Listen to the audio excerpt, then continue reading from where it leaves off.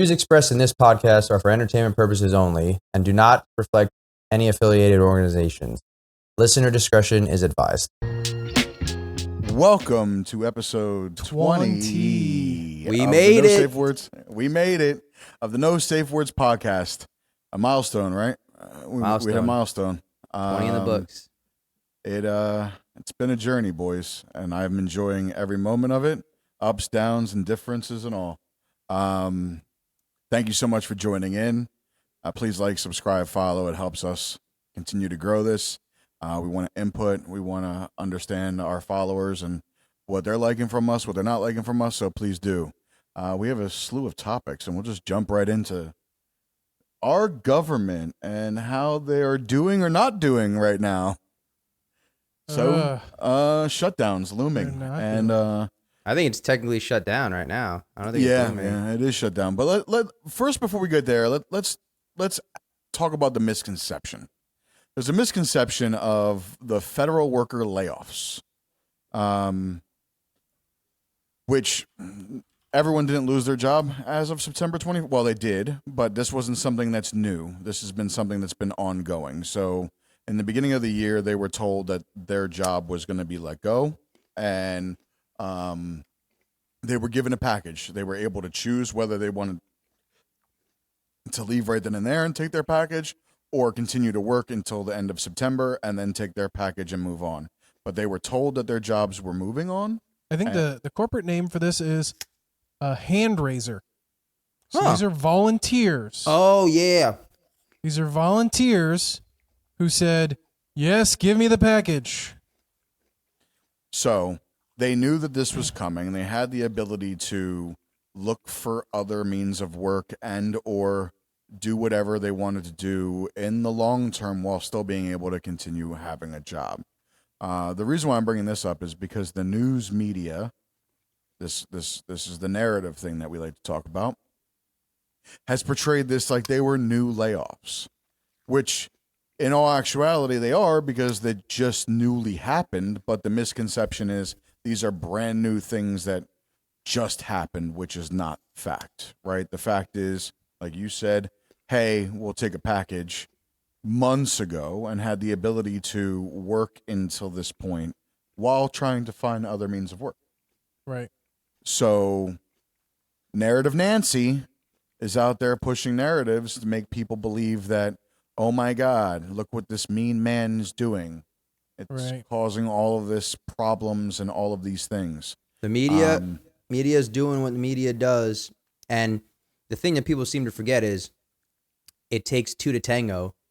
So if one side doesn't want to agree with the other, there's no way you can say, okay, this is not going to happen. They have to find some way to agree. When you start putting BS into it and you just want to say, we're just going to stuff it with this and stuff it with that, one side's obviously not going to agree to it. So if you're not going to make any good faith effort to kind of find some kind of middle ground, then it's going to go nowhere. And then this happens. And this isn't the first time. It's happened like every administration in the last there's been 16 years. Government shutdown showdowns forever. So I feel like we've been talking about this for and the whole dumb thing is that I don't know, they have the ceiling and it's so politicized. It's they raised the ceiling. We're gonna raise the ceiling. It's so politicized. Yeah, we got to raise the debt ceiling so we can make our payment. It's like, bro, just I don't know. I'm scared. It's so politicized. Why are you scared? I'm scared because I think we are fucked. From a financial perspective? Oh, yeah. Especially with the changes. I don't know if you guys heard about the changes with China implementing that system that can do transfers basically instantaneously. And it's essentially going to bypass the whole SWIFT banking system, which is going to kind of give them priority over us in terms of who international commerce and money transfers are going to be using, because if there is a better system to transfer funds in a more efficient and quicker manner, then people are going to adopt that. And until the United States decides to make its move to the CBDCs,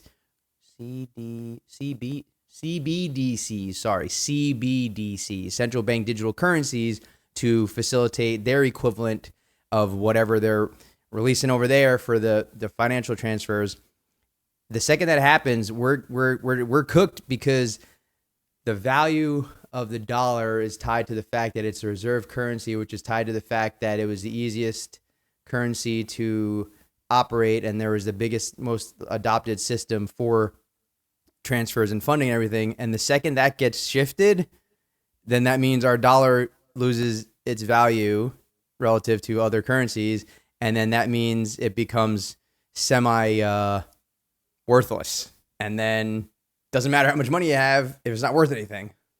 Yeah, it's like 50 or 75% of the, I don't know, 50, 60% of the country, of the world uses the dollar as the transfer currency, but like when they do purchases. And that's been dwindling for a while, though. And then it bricks used to be a lot more. And But I mean, if history tells us anything, if that comes close to fruition, we will move quickly and swiftly to enact the CBDCs if that is the path to save, what we have. You know what I mean? yeah. Yeah, well, I mean, if so, devil's advocate here. If we've been seeing that number's dwindling, and we see the power move that China's trying to make, one would say the time is now, not a year from now. Yeah, well, the government. Yeah. Also, what's the government. timeline? What's the timeline on China doing that? I think it's already been like this has already started as of August. Like they've already started. It already came processing. out? Yeah. Oh. We'll see. Well, I would have thought that would have had big impacts immediately. Well, it's got to get they're adopted. It's got to make its way. Yeah. It's not easy to just flip a switch and change it.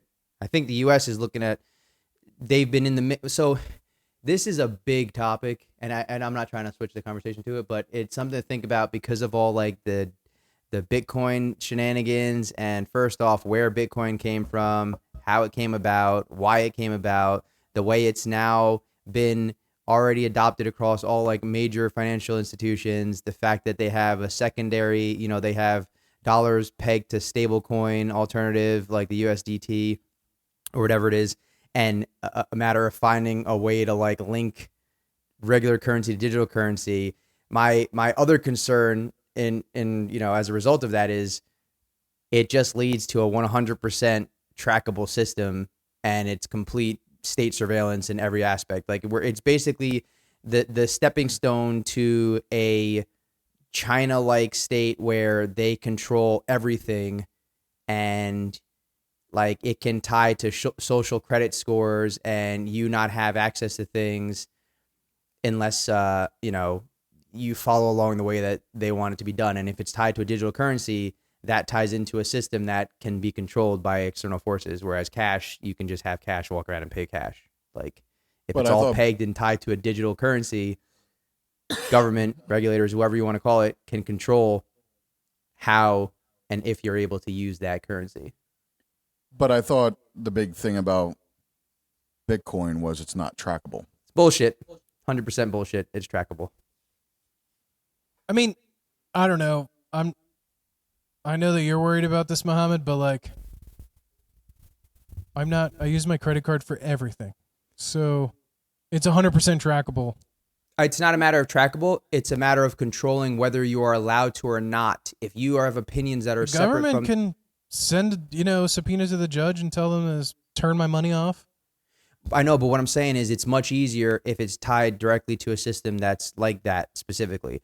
Like you can go out and pay for cash with stuff, like pay for stuff with cash if you have cash. If it gets, but you think they're going to get rid of cash?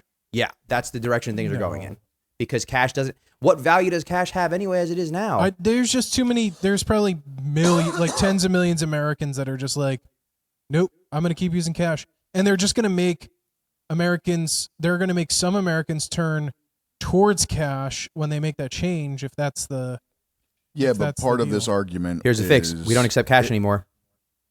Part of this. A lot of places are not accepting cash. Yeah, well, part of this argument started with COVID, right? Because COVID, everyone became cashless. No, nobody was accepting cash during COVID. Yeah, everything was done virtually Yeah. and or Like you go to a baseball game, you can't pay for anything in cash. They don't accept Contactless. cash.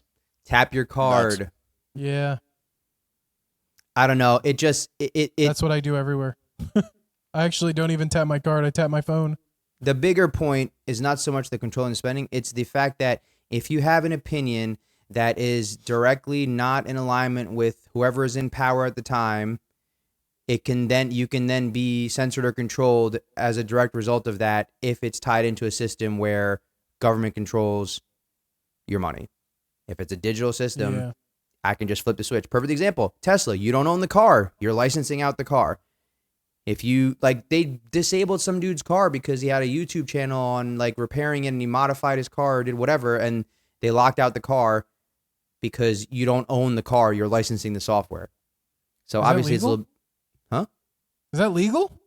Yeah, because because you don't own the car, you don't own the software. They have the ability to control whether you can use the software or not. So they can disable the car as a result of that, which You is have to pay a crazy. subscription fee? It's just the way that it's licensed. Yeah. It's just That's it's going just to court. That's got to go to court. He's mentioned over and over again that he's not a car company. He's a software company. Yeah, it's a software Tesla's company. a software company. So it's crazy because as everything, and this is a separate topic completely. I'm sorry. We can get back to what we're talking about. But No, good. Subscription-based things in general, that whole mindset, like Klaus Schwab said from the WF, it's like you will own nothing and be happy. At this point, everything is converting to the subscription model. You have a subscription for your water delivery. You have a subscription for your cell phone. Obviously, cell phones have been like that. You have a subscription for your TV shows. You have a subscription for your food delivery. You have a subscription for all these things. Those aren't the best examples, but you're paying for it over time and you're never really owning anything. You don't buy software anymore. It's a subscription. Yep. Aside from Black Magic Studios, what is it called? Black Magic Studios? Whoever Magic does is Da Vinci. Da Vinci, they are Magic Design, I think. Black Magic Design. They are keeping with the way it should be. Shout out to them. Sponsor us. But yeah, just something. We use just food for DaVinci thought. Resolve to edit all of our episodes. We do. We do. All of our shorts, all of our episodes. Yes, we're looking at situations where they're jockeying for more control. And how can we control more and have the people expect less? And part of that is tied to this government shutdown. We have elected officials who we elected into office they can get things done. And over the last, I don't know, since I've been able to elect officials, I haven't seen our officials do the things that should be done to keep our government strong and growing. That's my personal opinion. My personal opinion is that you have sorry. The girls are at the door. So that's why a two-state, not a two-state, whoops, a two political party system doesn't work. Well, again, we're looking at a perspective of you have two sides that are arguing with each other on a consistent basis, and sometimes act like little kids. More times than not. And it's all for power, right? Yeah. Essentially, what we're looking at is they can't agree on a budget. They finishes the. They can't agree on a budget, right? So somebody from across the aisle is going to have to either agree or to get this budget passed. Yeah. Now, what kind of deal are they going to work out for themselves to keep themselves in power so that way they can do it? They're going to have to stand on a ledge, right? If they're a Democrat, they're going to have to bet against their party. And they're going to have to bet against their party to believe that the Republican Party is going to be the party in power for the foreseeable future. And if they believe that, then they're going to step across the aisle for some sort of leverage in the future. Self-preservation. To remain in power. Correct. And that shouldn't happen. we should be electing officials, and our officials that we're electing should be doing things that the people want. That's the way our government is supposed to work. And our government is failing us, in my opinion. I mean, the one argument I have is not really an argument, but kind of like almost to your point, is that like the government doesn't really work for the people, and that is a big problem. They work for themselves. They work for their party. It's party over people. No. You forgot something. They What? don't work for themselves or their party. They work for a certain 5-letter organization that we're not allowed to talk about. We don't talk about them, okay? Yes. Whenever you bring them up, we get less views. That's why I didn't bring them up, see? I didn't say it. Maybe that'll work in Rumble. I don't know. I didn't say it. But like, you know, I mean, yeah, but working for them also serves their party and serves, you know, themselves, right? Money, because money, then they get money. more money. You know, they get to set the rules so that way they More can power. do their stock trades. More power, more control. Yeah. More power. I mean, you know, if you're a congressman for 40 years, everybody knows your name. Term limits. Right? Term limits.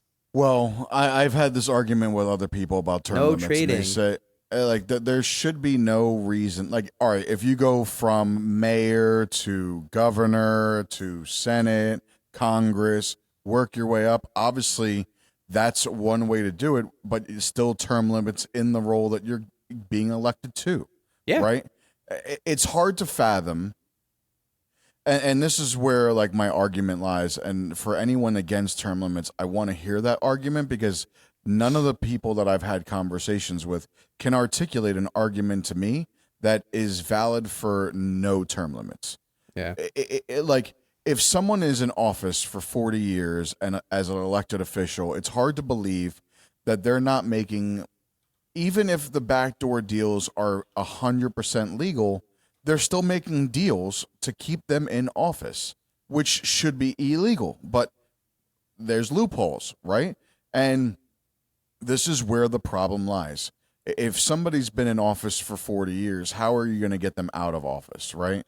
And also, no offense, but there should be age limits too. Like, and we should be reducing those ages. Like, no offense, we had 4 years of somebody that was in office where we're looking at what was his mental state. And we shouldn't be having those conversations as being one of the top countries in the world. Well, then you also exclude Trump. Trump would have never been able to be president. That's fine. Okay. Well, we have to draw that limit. We have to draw those lines. But also that's a protected class. But here's Well, the thing sure. too. The whole idea is there's supposed to be a medical professional that deems them fit to serve. So if that person deemed them fit to serve or whatever, it plays Yeah, but into there's this- also but there's also a process, right? Like there's a process in place to do that. The cabinet members need to step up and say, you know, we don't this have president's no good anymore. we don't have a system of checks and balances at all. It doesn't exist. No, I'm talking Well, about. but that's part of it. Part of it is I think I don't know what amendment it is, or if it's an amendment or an action or whatever. But if the cabinet members get together and deem them, I forget what the term is. unfit to serve. Is that unfit to serve. Yeah, Is that the impeachment process? Articles of impeachment? There's a name for it, but But there's always going to be a doctor that's going to. yeah, there's not. This was the argument about, and I'm not sure if you and I had this argument with somebody else. I can't remember who, but we were talking about gun control, right, and passing gun laws and gun restrictions, and the person said a doctor should find you medically or mentally okay to purchase a gun, right? And my argument to that was, what doctor in their right mind is going to put their ability Their stamp of to, approval. yeah, He on can get a somebody gun. to get a gun? Like, No way. because in 4 years from now, I could be going through something, and then next thing you know, I'm getting arrested for killing somebody. Now that doctor's being questioned on why I was okay to purchase a gun. And I'm not saying that there can't be checks and balances that are added to someone being able to legally purchase a gun, but having a doctor give a stamp of approval, that doesn't make any sense. And having a doctor give a stamp of approval if somebody is medically okay, mentally okay to be the president, well, they're going to do what they feel is in their best interest, right? And if my best interest is to say, yeah, he's mentally fit to be president, that's going to come with a deal. That's going to come with a way for me to advance my life. Yeah. And everyone is, and like you said before, self-preservation, right? And it seems to be that a lot of these people, either elected officials or directly adjacent to, are more concerned about self-preservation than what they're being elected to do, which is in the best interest of the people who are electing them. Well, also, like, my one thing, like, about the whole firearm purchase thing is, like, okay, even if you say they're good now, right? Like, is that forever? Do you have to go Until back something every couple changes. years? Yeah, until something pops up and changes, because that's the way it is Well, now. I mean, Well, you- yeah, but how do you know something popped up and changed? so right? I think the idea And like is people, sometimes these mental. Sorry, I'll let you get to your point. No, you're but good, you're sometimes good. these mental illnesses just like they snap. They happen at some point. Like at a certain age, you're more susceptible to X disease versus X, whatever. Right. So sometimes it develops young, but sometimes it takes a while and doesn't happen until you're later in life. Or hey, people have Crohn's disease, right? Or like other kinds of medical diseases that those types of medications can cause them to kind of like go off rail. And it's like, this isn't even a mental, this isn't even a medication for my mental health. This is a medication for my physical health, Yeah. right? And that could cause some other, mental complications. But go ahead. What were you saying? Well, no, I think just the idea behind it is that, like, obviously the process is you have to go through a screening. They go and they check the medical records. They see if you've been admitted or anything relating to mental health. Obviously, it's a self-report survey that you have to fill out, whether you are an alcoholic or whether you use drugs.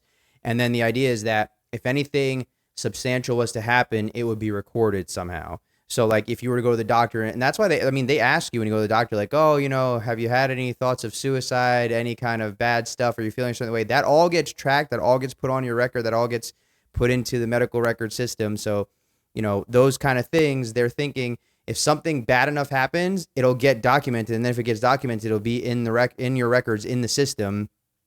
Now, as far as how the process But those goes, systems don't communicate. That's the argument, right? yeah. The systems of of your medical records and mental health issues, right? That you're submitting, right? Though that information doesn't tie to then when I go to apply for a gun, for the people that are giving their stamp of approval, whether I should be able to purchase a gun or not, those systems don't talk to each other. Who said that? So, huh? Who said that? Because it goes to the county. It goes to the county, so all of your records go into that system. But they don't. That's the problem. We found that. Like, But and even- that's the issue. So, like, if I've mentioned that I've had thoughts of depression or those things, right? Well, I'm voicing those concerns of myself. I then can still go purchase a gun. Those systems don't talk. Yeah, but don't you think that would also drive these problems into the dark? If the systems Like, talk, I'm saying if I have weapons and they ask me, have you ever had thoughts of suicide or killing somebody else? And I know that if I say yes and they'll find out and they'll take my guns, I'm saying no every time. Doesn't matter whether I had those thoughts or not, right? well, then the question is, why are you going to the doctor in the first place, right? Like, if you're Well, going, I mean, there's if that. you're going to the doctor because you're having these thoughts or these issues, Well, I only went to the doctor so I can get my approval so I can buy a freaking firearm. Well, you're conflating two topics, right? You're talking about topics of having to go to a doctor to get an approval for a gun, and we're talking about just actual everyday life. When you go process as to it a is now, doctor yeah. for your physical exam or any of those things, they ask questions Yeah. like, have you had thoughts of suicide? Have you had thoughts of these kind of things? Are you depressed? Are you Okay, feeling so I'm down? going to the yeah, but I'm saying that like I'm going to the doctor just to get a checkup, Yeah, you're going to the doctor or to I get got a checkup. hurt, or I got this, or I got that. Like, why would I say yes? Because technically you're going to see a doctor, so you should be truthful in what's going on, so that way Yeah, but if you common understand the consequences, if you understand the you're consequences, talking about consequences not buying a gun. We're talking about consequences No. of mental health and your ability. Yes, you're Yeah, talking about well- consequences of if I say yes to this checkbox, then I either A, can't purchase a gun or buy a gun. or they'll have to take, turn my or they'll guns. take my firearms, Correct. right? But when we're talking about a just individual, like, hey, like I'm having issues and I'm looking to solve said issues. If part of those issues are me having thoughts of self-harm or me having thoughts of depression or any of those things, and I'm going to a doctor, I should be truthful or else they're not going to be able to help me. Yeah, but do you think it's wild that people are not going to hide that? I don't think No, I it's wild understand, that but- people. I don't think it's wild that people aren't going to hide that. Of course, people are doing that. Right, that's But what I'm then- saying. So now you're think putting they- people who have serious issues in I think a a lot of place people don't where they have to realize- decide between their mental health and their belongings. People may not realize, like when they're going to the doctor, they might not be thinking about that other yes. thing. Yes, people will screw up, not And screw that's- up, but like yeah. people will not understand it. But once that gets out, But this is once that gets out, I mean, then this is the fucking problem. The problem is that we're then not having a place where we're having people safely having firearms. You and I'm not sure. Mo, you have guns? I plead the fifth. Um, that means no. We're talking about you and I have legal firearms that we have. Can you control of. define firearms?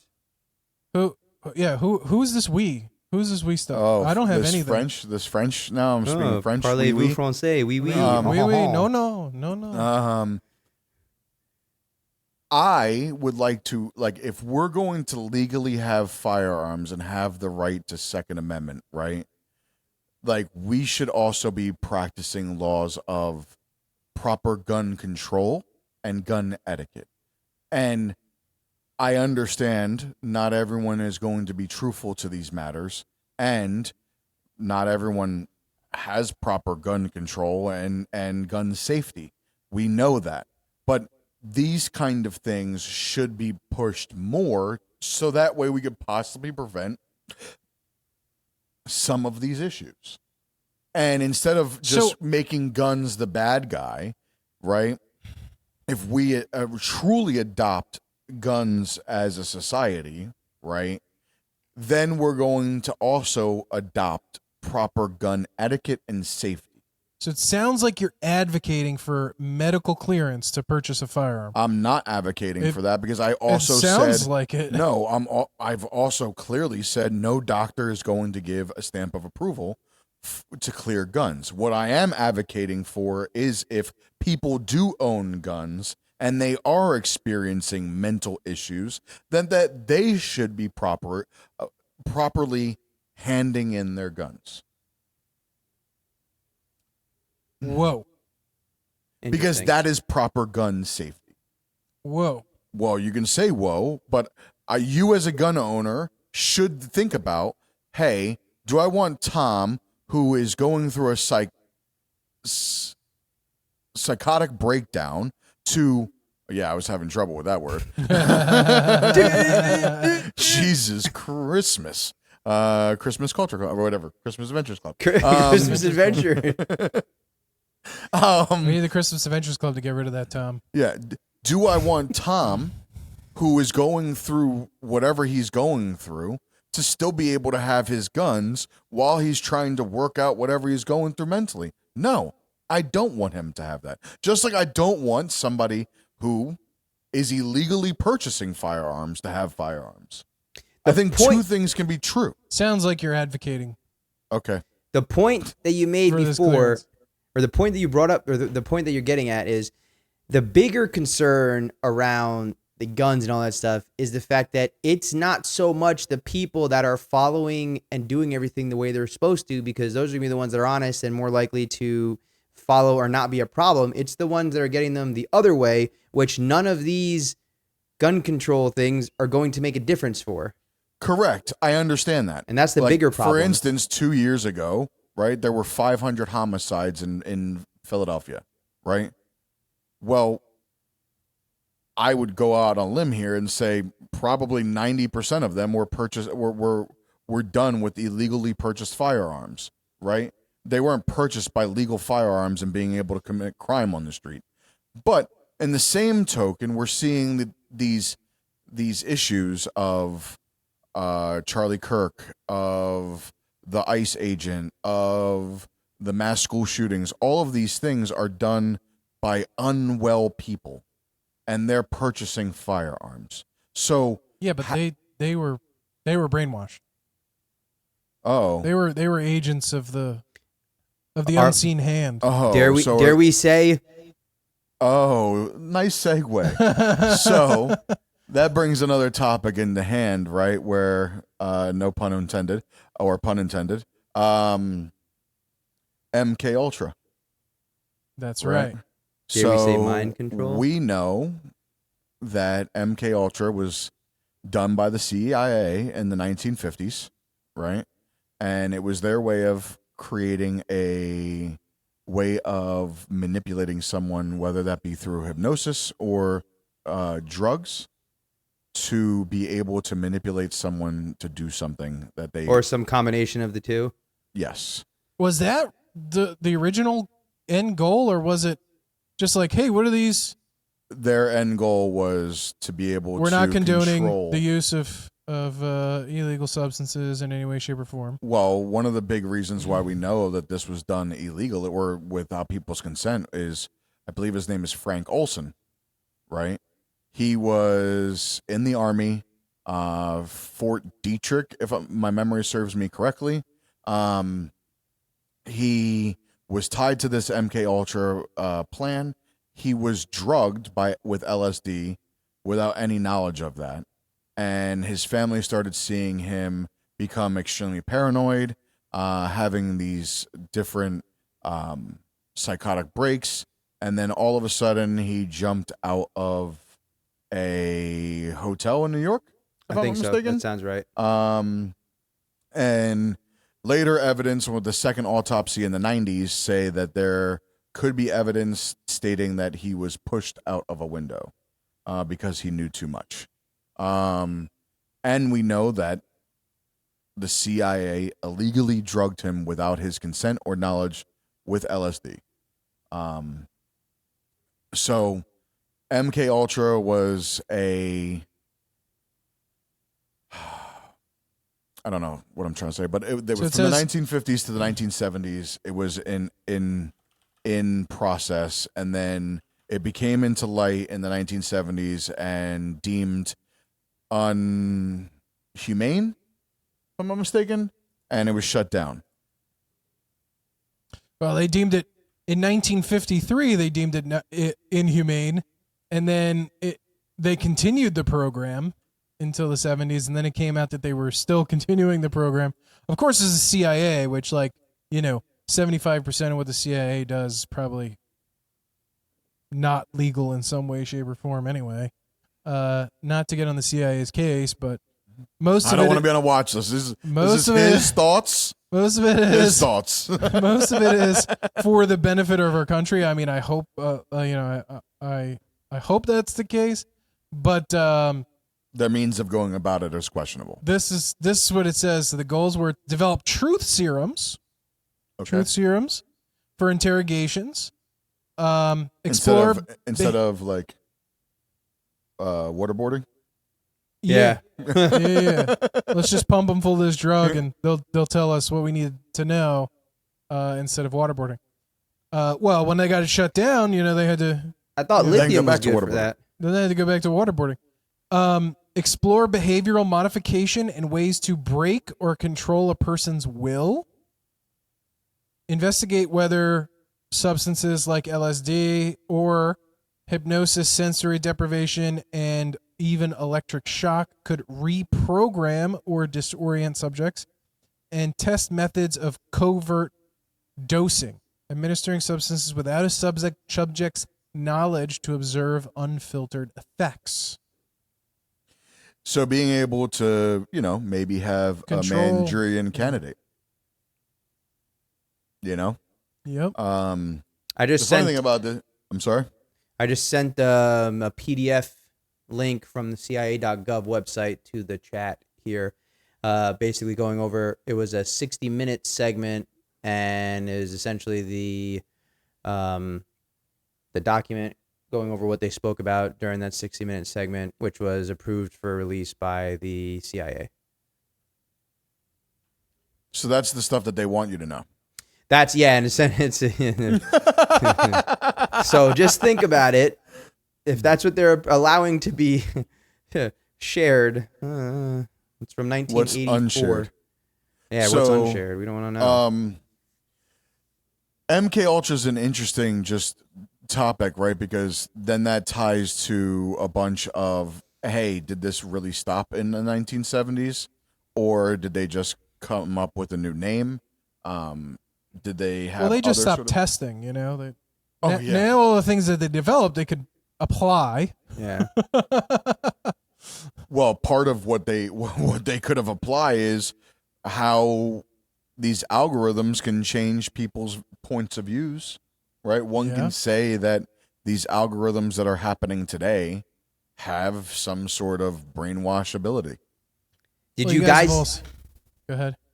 So, well, just think Palantir, Cambridge Analytica or Analytics. Think Oracle. But aside from that, did you hear about the patent that Apple has for brain sensing technology in their AirPods, in their earbuds? What? I'm not getting the new ones. I have, Well, I have the new ones. Oh no! I don't think it's not in the new ones yet, but it's something that they have a patent for. It's basically like you look at the earbud and the tip of it. There's like a ton of like dots on it. And it's basically sensors that can pick up brain waves, and from there they can basically. I mean, I don't know. This shit's just getting freaky. Part of this is the evolution also of technology. And there Too much is too no fast. governance on a lot of these things that are being put into play. Yeah, we are really far behind on that. Or ideas, right? AI in just general. Like some of these AI videos are wild, right? Like you can some of these things you can spot, right? Hands, Faces, mouths, like yeah. Certain things you can really spot easily, but some of these videos, it's like, and pictures, like one of my old coworkers had a picture of him standing next to Dwayne The Rock Johnson, and he voiced it very interestingly. He's like, I've never met The Rock, but I look at this photo, and sometimes I have to challenge myself and question whether or not this really took place because of how real it looks. And it looks really, really real, right? Like, Yeah. it looks like not like you're standing next to a wax, and you can be he's at a wax museum. Like this looks like an actual person that you're standing next to and actually have met and had a conversation with. And there is no governance or ideas on whether or not some of this stuff should be legal, illegal, or how to tiptoe these lines. The eyebrows raised.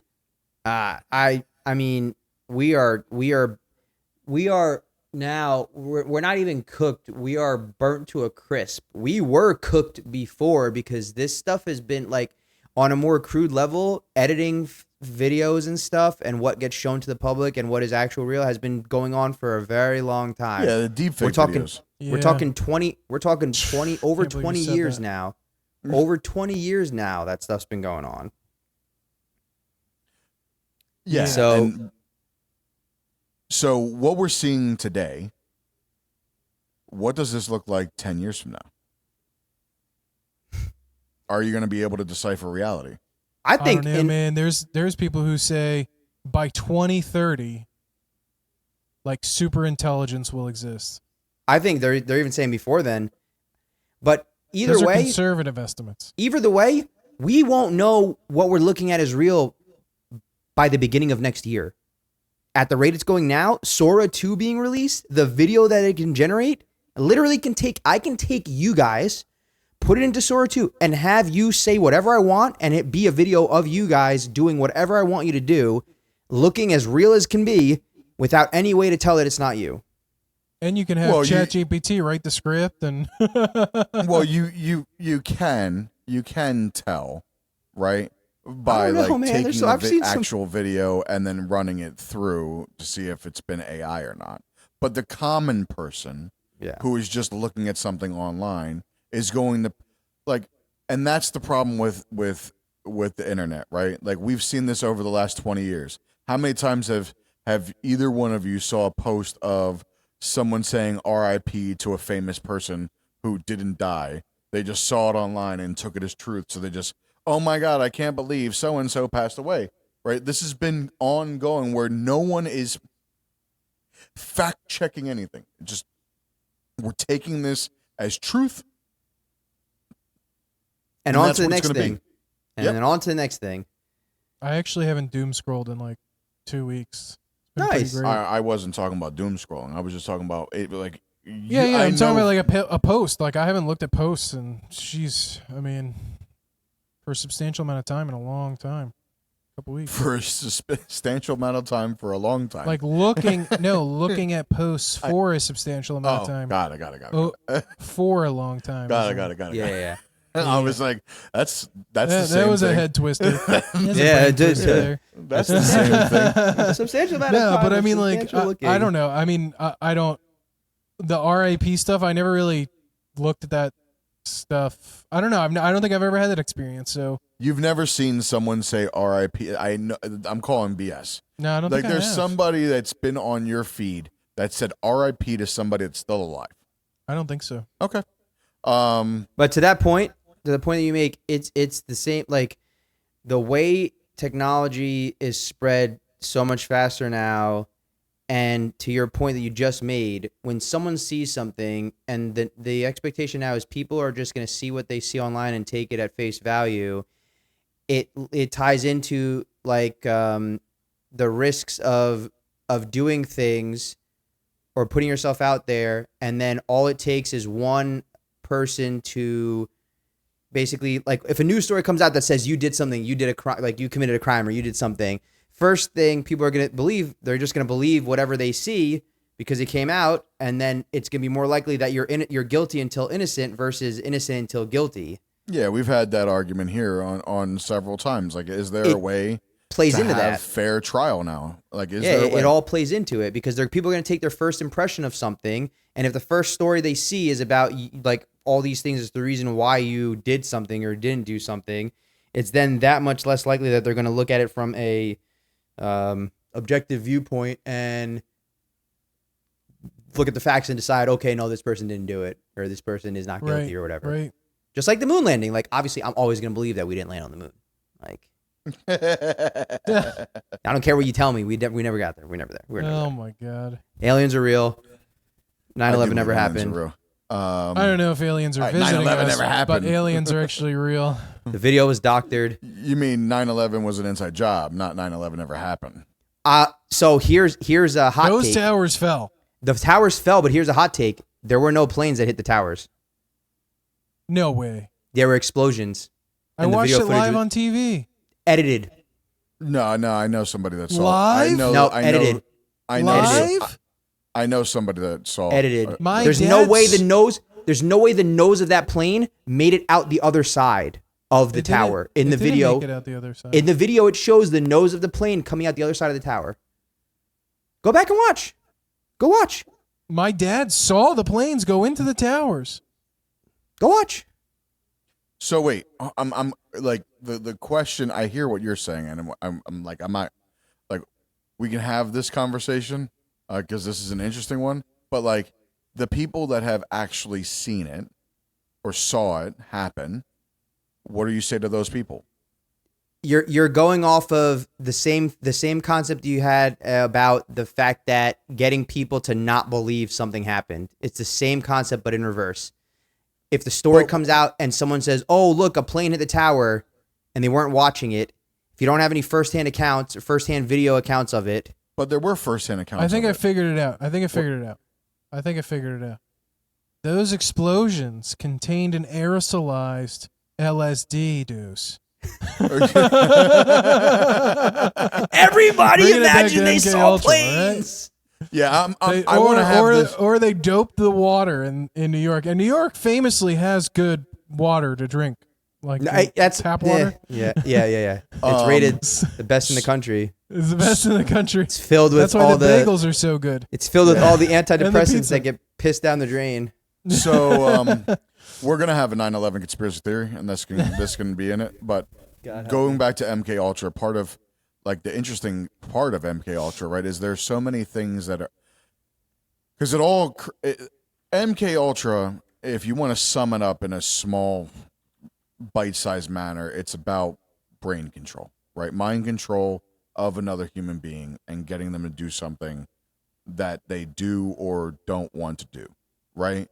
And interesting enough, Charles Manson, Helter Skelter, part of his like process on getting people to fall into this cult mirrored a lot of the process that was used in MK Ultra. Shocker, right? Now, so one would question, right, whether Helter Skelter and Charles Manson was part of an MK Ultra experiment to see if they can get somebody to create a cult and then carry out acts beyond what they want or don't want to do. Right. And also, I'm gonna fuck up his name, Sirhan,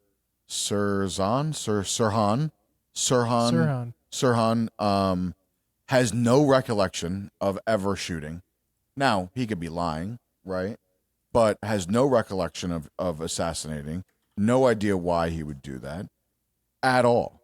And he stands on that till today. So could he be a Manchurian candidate? I don't know. But the fact is, our government took place and did illegal things to people that we definitively know, and these things happen. So it raises suspicion on these kind of topics. I mean, the crazy thing is, like, I think I know, like, I don't know. I've talked about it a couple times on a couple of our episodes, that show about like the hypnotist that like made the guy, you know, kind of Manchurian candidate deal, right? Like, go kill somebody. Let's just say, you know, like I'm going off the assumption that it's legit, right? I'm going off the assumption that this show was not staged, you know, whatever, right? That this is legit. It was not a, you know, an actor who they paid So you mean to just to do say this. You mean to say you're believing what you saw? I'm believing what I saw. Right? Let's assume that that is the truth, right? And I mean, I guess the CIA figured this out, and they were like, "Hey, let's explore whether, like, it says their goal was to increase that. What's the word? What's the word that they use? Increase the While you look for that, MK Ultra, it looks like is 130 research programs, and they used prisoners, hospitals, and universities all over the United States to conduct. That's right.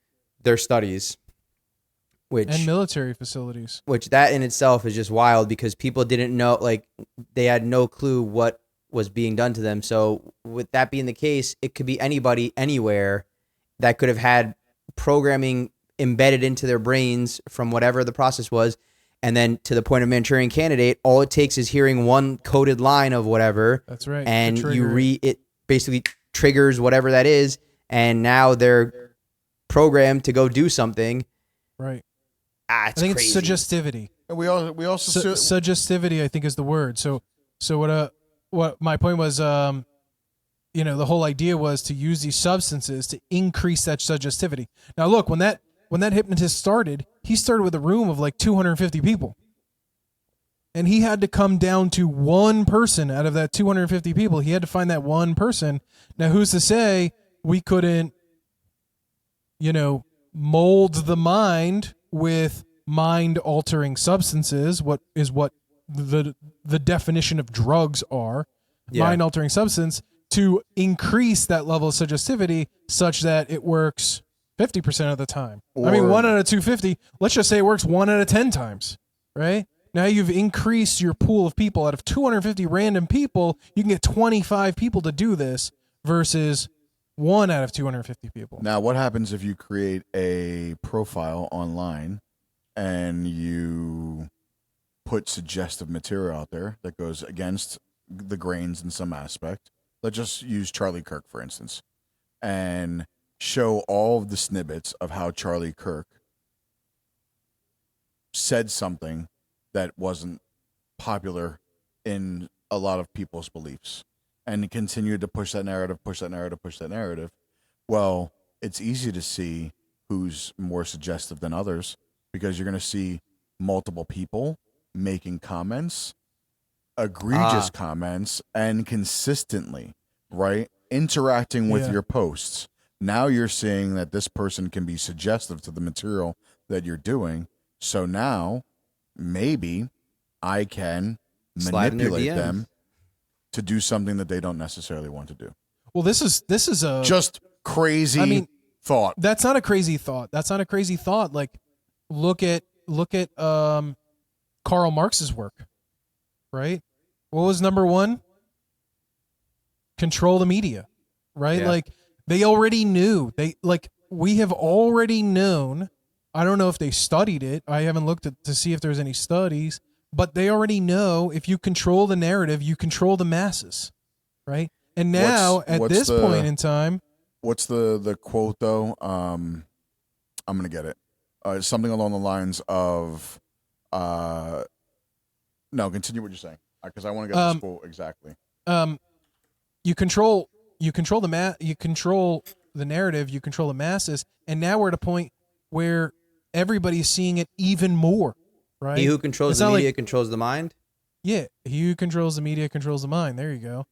But now it's even more media, right? Like before, you had to go pick up a newspaper, or you had to go watch the TV or whatever to get that media source, or listen to the radio. Now there's so many messages, and your algorithm is feeding you what you want to see because it makes them money and all this other stuff, and it's kind of getting out of hand now.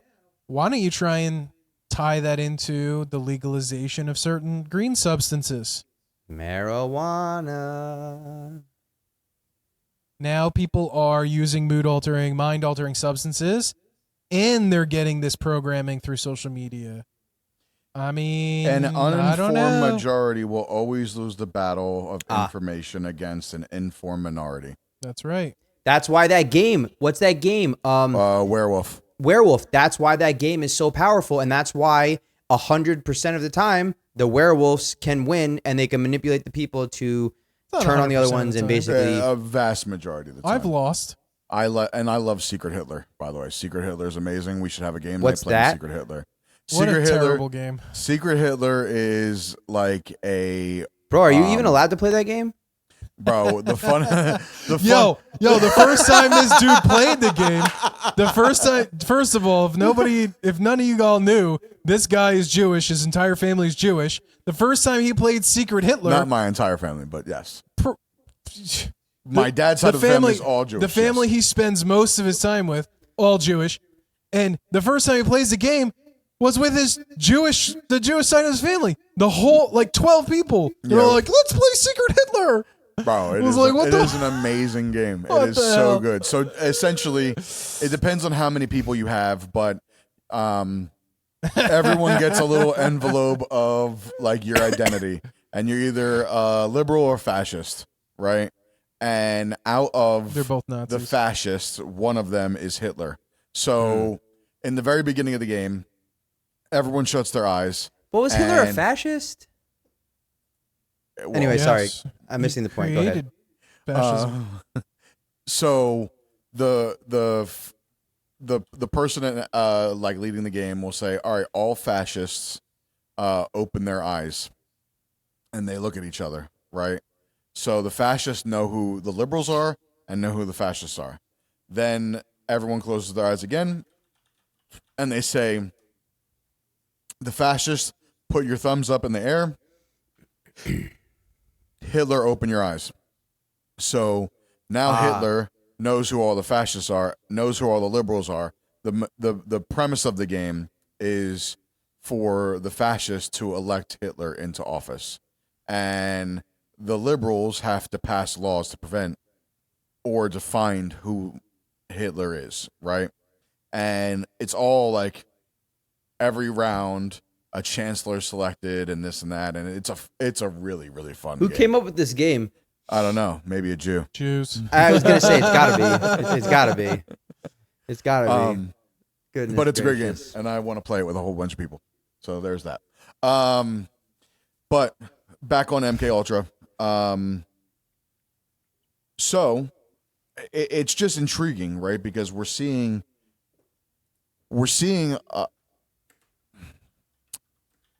people who necessarily aren't out committing crimes all of a sudden try to or actually assassinate somebody.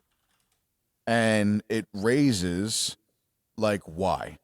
Like, and listen, the news media, the I feel like this happened during Trump's administration, and only like during Biden's administration, I don't think it happened.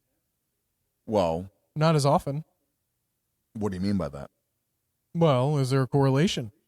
Well, This is my point. even before that, during Obama's term, we saw riots in the street, right? George Floyd and all of that. So, like, things like this have been happening. During Obama?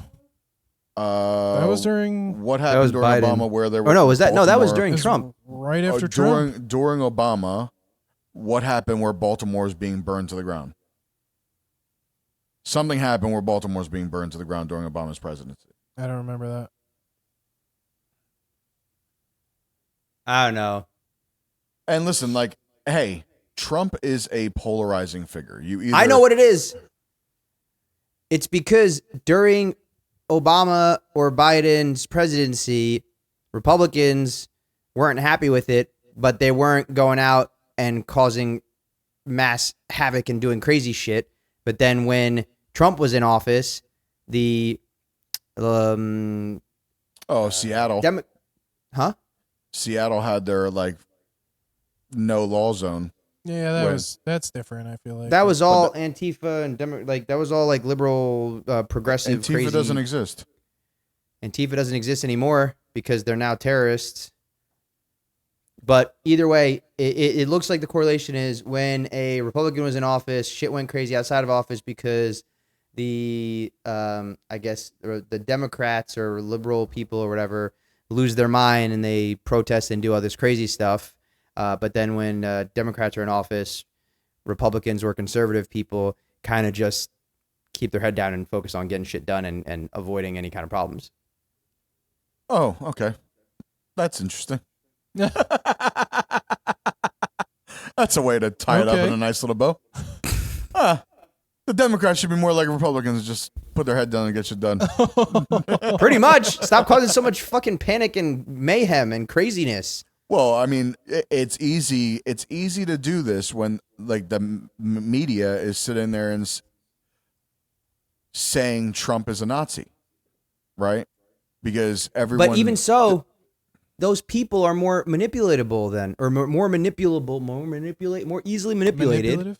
more But the vast majority of them impressionable. is easily manipulated. Who? The vast majority is easily manipulated.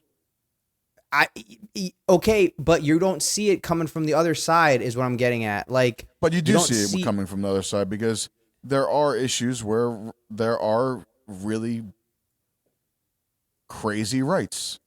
Bro, there are I don't know. crazy rights and crazy Dude, lefts. I'm not. I used to be 100% right, like not all I'm the way not right, 100% but I right. used to be pretty much,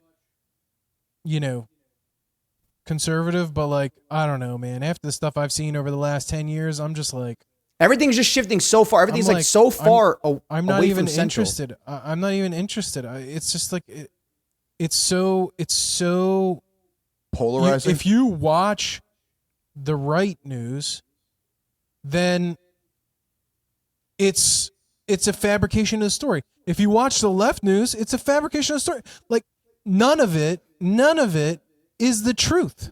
None of it is the truth. It all has narratives. It's not. Yeah, I'm not saying like, one you side is can't- better than the other. I never said that. Both sides do it. Both sides do it. Man, well, no, I'm not saying I'm No, not. I know I'm you not didn't say trying to it. argue with you, but No. Muhammad, you're like, well, one side does it and the other side doesn't, and I'm like, Well, I'm just, okay. I don't think so. For example, I don't think so. for example, we're talking about like the rioting in the streets. We're talking about the looting and the destroying Yes, shit. the We're Republicans talking don't about. really I'm riot talking in about the those streets. things, right? Well, that's someone would say January 6th was. that was Was that a- bullshit. was that a that riot? was bullshit. That was manipulated. FBI and CIA operation. Well, That's what you call a psyop. some of us know that, but You didn't know what they put in the tear gas? LSD? Son of a gun. We figured it out. We really have to fucking get Batman so that way Scarecrow can be put behind bars. Scarecrow meaning the CIA. Yeah. Oh, well, I didn't say that. Oh, His thoughts. dang. Alexa, turn off kitchen. Let's see how many people have Alexa that are gonna. But no, MK Ultra is definitely something in the United States history that has a very huge question mark. And then also one of the biggest question marks for me is, did it really stop? Did it ever stop? Has it continued under a different name? We even see these kind of manipulation tactics done outside of the United States, right? Part of the manipulation tactics were with terrorists, right?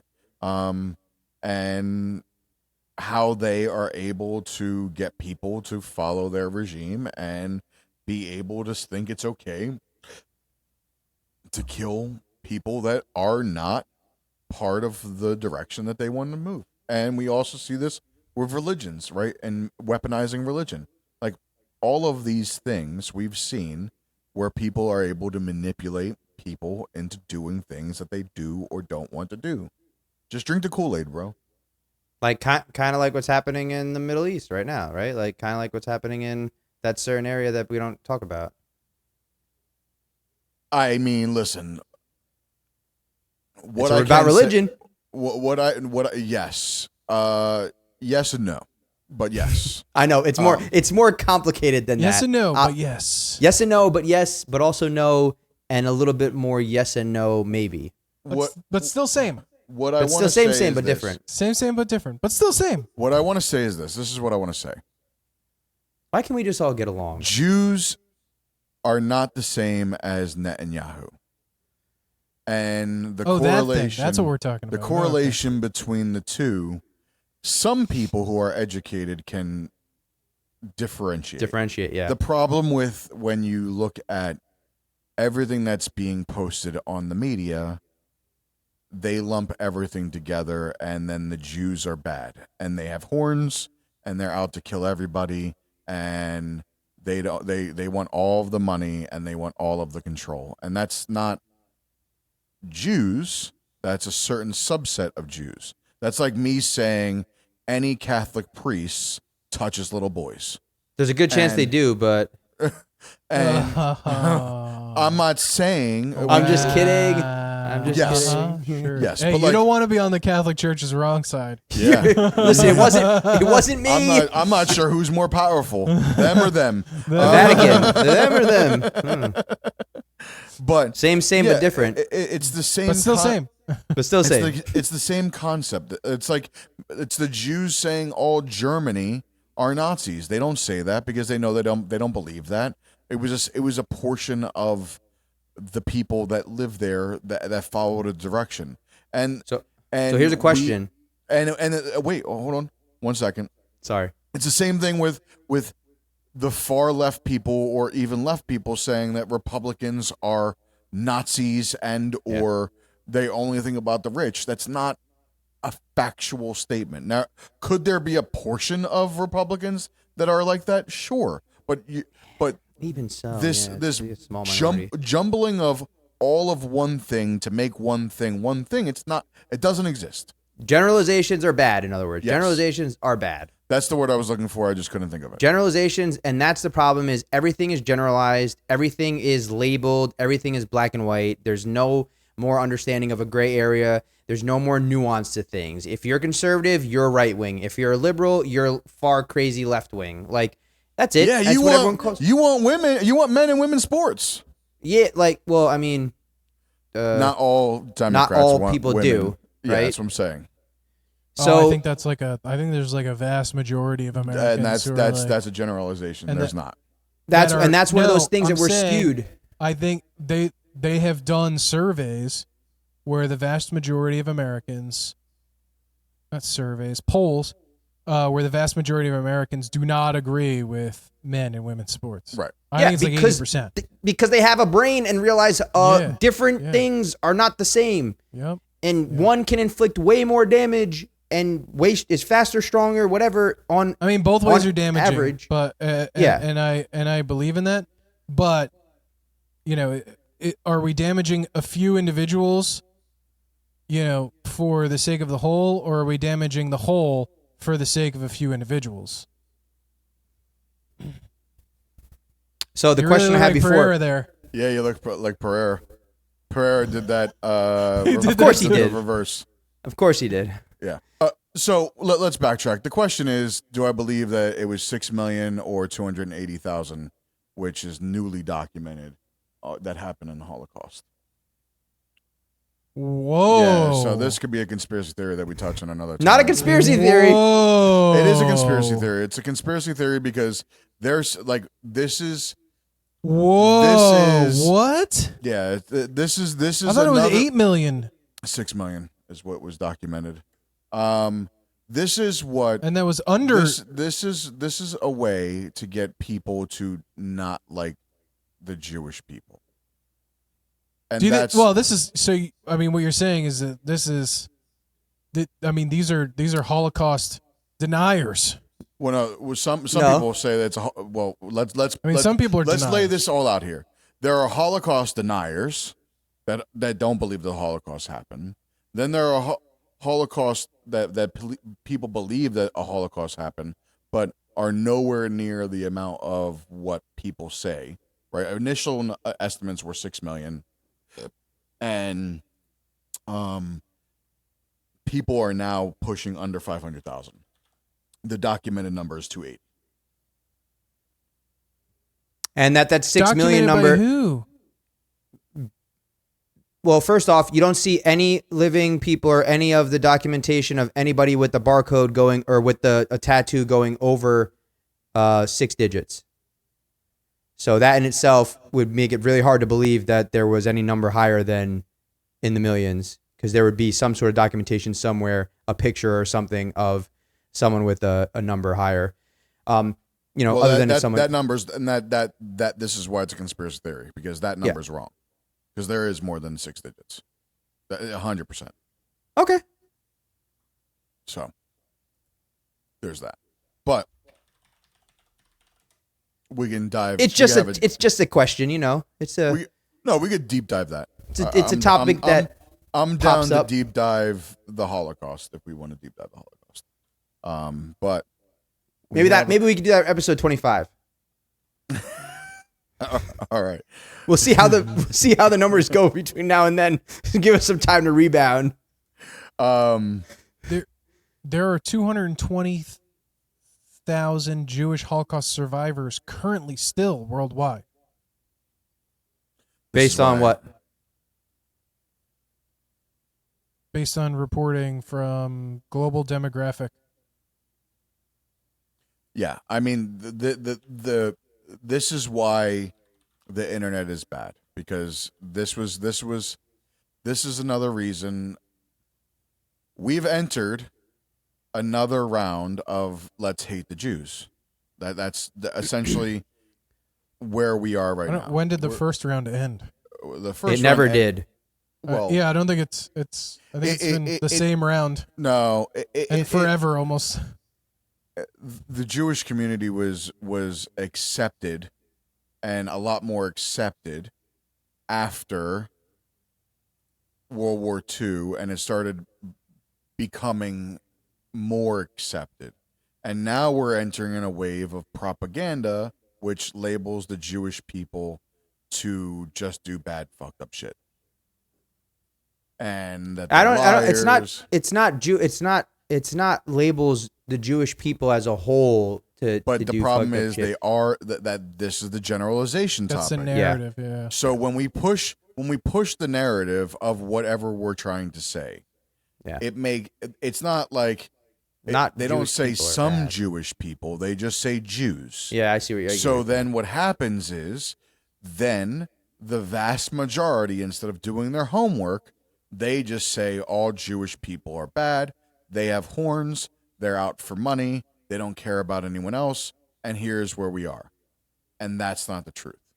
So we can go and break down truths. I mean, I can sit there and say all black people in hoodies, you should not walk near them because they're going to rob you. That's the 70-year-old white woman talking, right? And the generalization of the way the media has portrayed the African American community. And there's a problem, right? So we have all of these generalizations that have happened, which then create stereotypes. And here's where we are in 2025. It's crazy how we ended up here from talking about MK Ultra.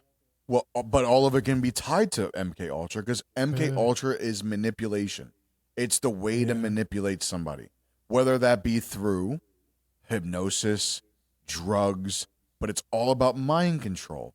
And if you're controlling narratives, if you're controlling algorithms, if you're controlling whatever it is to brainwash somebody, it could be tied to MK Ultra's main premise. Yeah, true. So I love that topic. I would like to deep dive MK Ultra more because we could talk about Mandarin candidates. We could talk about assassination attempts. We could talk about how our government just allowed this shit to happen, right? So Manchurian. Sorry. Manchurian. Not the Mandarin candidate. Yeah, not the Mandarins are tasty. or So like the people? or kitty. no, Mandarin. Wait, mandarins aren't mandarins a type of orange too? I'm glad you Mandarin heard orange. Mandarins are tasty. Did you hear what I said? What'd you say? Oh, you didn't hear what I said. You were just laughing on that. Yeah. I said or kittens. Or kittens. Or kittens. Or like mac and cheese. Oh, nice segue. What are we talking The about? special right now? sauce in the the mac special and sauce in the cheese. mac and cheese. So to wrap up, what are happened? you going for seconds, bro? Yo, this tastes so good. What's the special ingredient? The cream of some young guy. He's not so young. Oh, You yeah. looked at his hair. Yeah, not so young. We can say cream of some dung guy. Cream of some Diddy guy. Yeah. So last week, we got a announcement from the Diddy trial for sentencing, and he has been sentenced to I think 50 months. Is that accurate? I think it's 50 months. He's already served 13. Typically, you got to serve 60-80% of your time, and then get out on probation or whatever the case may be. How do you guys feel? Too long, just right. I mean, he's gonna get out. You said you have to serve how much? 80%. I think 80%. So He's already served 13 months, I believe. 40 months.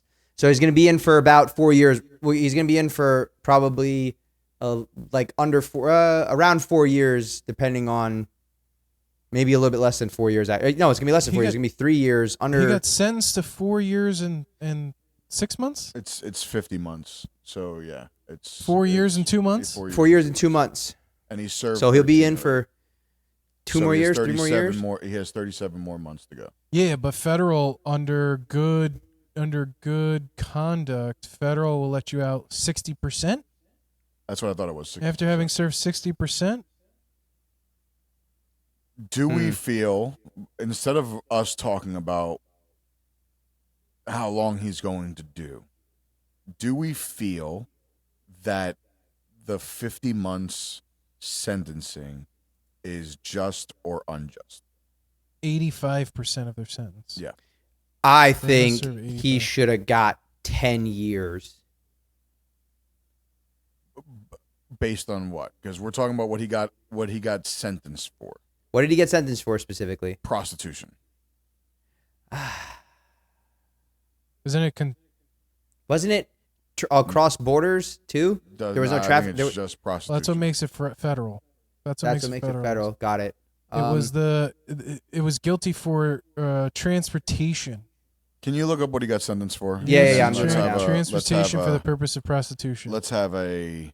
I think it's 10 years each max sentence.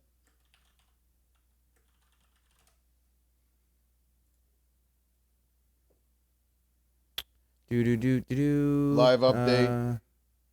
Middle of the fourth round, 0-0 Phillies game. Fourth inning. Those are called the innings. Yeah, fourth inning. I don't know why I said round. I don't know why. Is Pereira winning? Fourth round. 4 years and 2 months, 5 years released. So, and we'll have 5 years of supervised release. Yeah. So he will have 5 years of supervised release after. Yeah, I'm but assuming. instead of what did he get? What did he get I'm getting convicted there. of? I'm getting there. I was just reading the headline for it. Yeah, I know the question Oh, you now asked. we're only reading headlines. Unbelievable.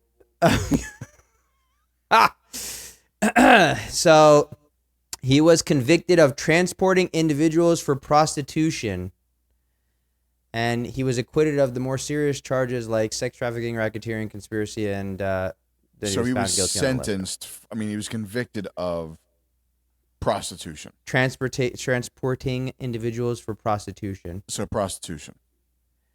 That's kinda crazy. Same, but still different. So $500,000 fine, 4 years and Which 2 months is like of nothing. prison time, 5 years supervised release, and property forfeiture.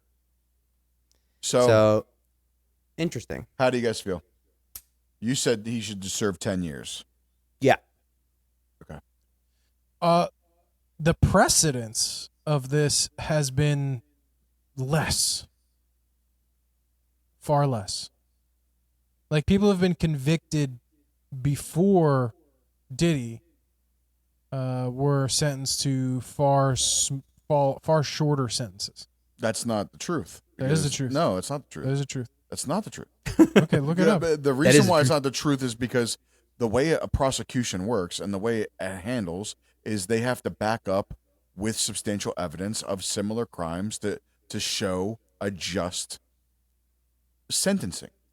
No. So there, yes, just what do you mean? The prosecution They're recommended asking- 10 years. Yeah, they're asking for 10 years based on historical data. Yeah. That's how this works. So there is well, evidence. you can cherry pick, But there is evidence of. but they didn't people use being- that. They didn't use that. They didn't use that as part. Did you go through and look at what the prosecution used to make their recommendations? What do they use? Tell us. Not precedents. They used his behavior in jail, the way he behaved in the trial, right? The fact that he was not remorseful. Yes. Like all of these But other things. all of And then those- they used all this ancillary, like, what was it called? Like evidence, right? That is not actually that you can't really use as evidence. What is it called? What do they say when you can't, like, oh, we can't prosecute him because that's X evidence? Inadmissible, but like inadmissible, right? Inadmissible but there's stuff. there's like, a different term. oh, I his think. actions that he took, with Kid Cudi and all that, right? Like, Yeah, that kind of stuff. Like but that's what they they're using used, that as a thing, not as precedence. But they're using that as why they're going for the 10-year max. They don't have to prove with evidence because they're stating, like, if it was asked for them to show documentation of other crimes similar to what Diddy's been convicted of to show 10-year sentences, they can. No, they can't. They can't, and that's why they didn't use it. From what I'm seeing, didn't use it. The defense used historical data on all of these types of trials and said, that's why they asked for no jail time, because I think the recommendation or, the precedence was like 18 months and he's already served 13.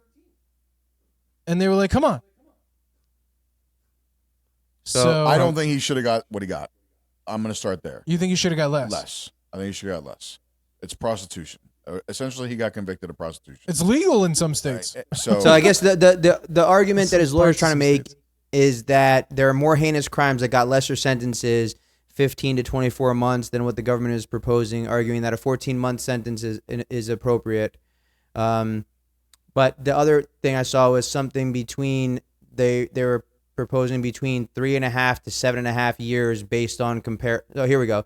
The judge said that he agreed with probation officers that federal guidelines call for a sentence between 5 3/4 years and 7 1/4 years, but also said that the guidelines were merely advisory.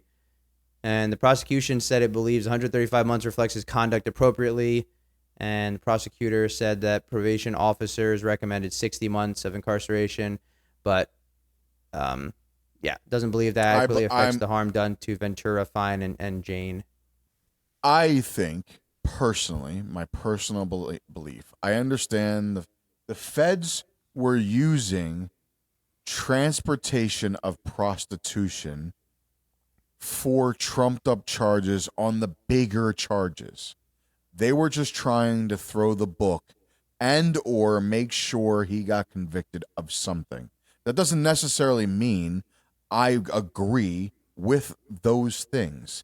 So, based on what he got convicted of, I don't believe I think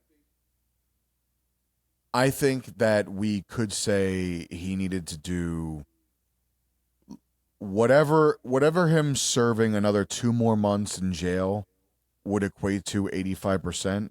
That's what I say that he should do. I think he shouldn't have got out exactly after the court date. I think he should still have to do 2 more months, and then he can hang up his being in jail situation. But I don't believe another 37 more months is fair. It's going to be he'll be out in 3 years total, I think. Yeah, I think that's too much. Why? Because it's prostitution. He got arrested for prostitution. Yeah, but that's fine. But clearly, he's not a model citizen to be given the benefit of the doubt. It does matter. They just didn't have enough to get him on the other stuff. But he's clearly not a clean whistle. Like he's not an upstanding citizen that was behaving in a acceptable way. I'm not disagreeing with that, but You're saying based on the law. But there are other people who got arrested who are already home, in the same kind of manner. And the only reason why that he's getting as much as he's getting is because he has a big name to go around, and they're trying to make an example. That's my personal. Sometimes you got to listen. You got to be held to a different standard. I'm not necessarily saying I disagree with that premise, but the problem with that is then I believe that our judicial system needs to be revamped. It's the way they hand out sentencing should be it should be cut and dry. It shouldn't be too of this person gets 5 years, this person gets 1 year, unless they have a laundry list of priors, right? Then we could sit there and say, all right, so I'm going to use this as an example. If prostitution has something from 2 years to 6 year max, right? 2 years would be based on that you don't have any criminal record. Diddy doesn't have a criminal record, so he should get 2 years. Now, if you have a laundry list of priors, then you should get the 6 years. But there shouldn't be this guess and check mentality, and I believe a lot of times that we do. So it's not fair across the board. Yeah, but I mean, also think about this, right? Like, the federal government could probably keep this going for a while. I mean, What do you mean? how by many that? how many prostitutes do you think he used over 15 years? That's a good point. He's only got 2 counts. I don't He's care. only got 2 counts. This So now he's in for 3 years, right? Now the federal government goes and finds the other 13, right? Year and a half each. I mean, he could be in prison the rest of his life.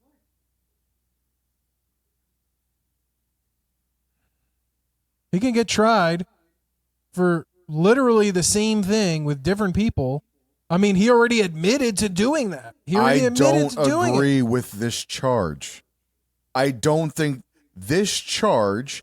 I don't agree. You don't think it should be illegal I- to well, transport prostitutes? Well, it should be not a federal. It shouldn't be federal.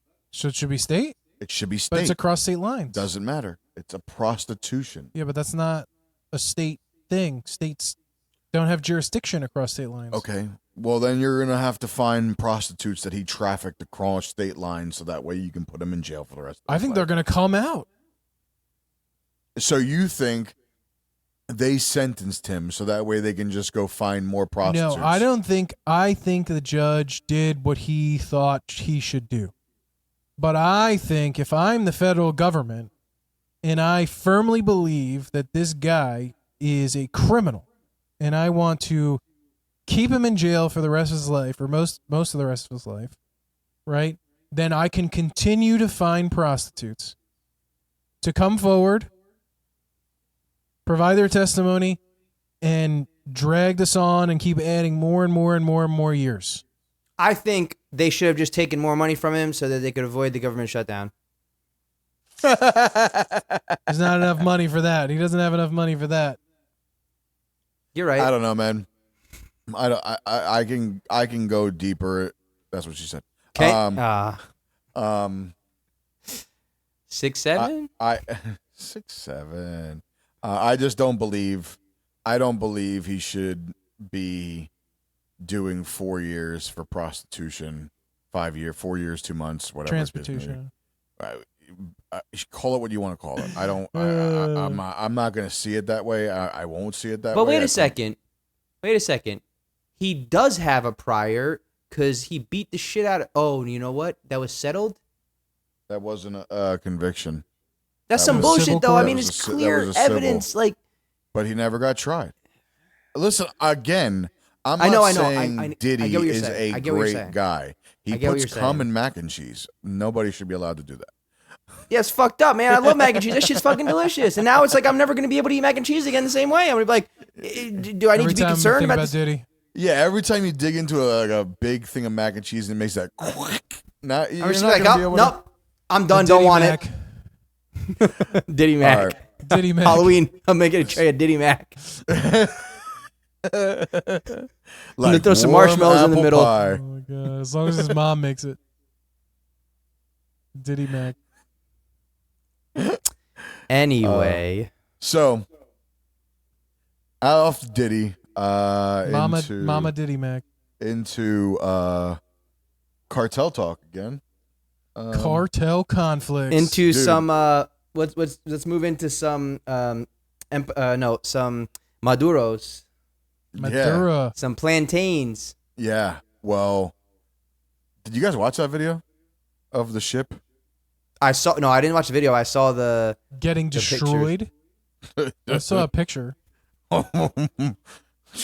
Battleship sunk. like it was. You sunk my battle. Yeah, no, it was here today, gone today. That thing was done.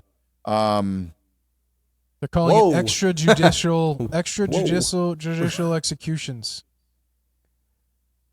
Now, well, the video was on the news, so you could easily, yeah, no, anyone could watch this video. This video is very clear. 1 and second very- it's there, 1 second it's gone. Battleship sunk.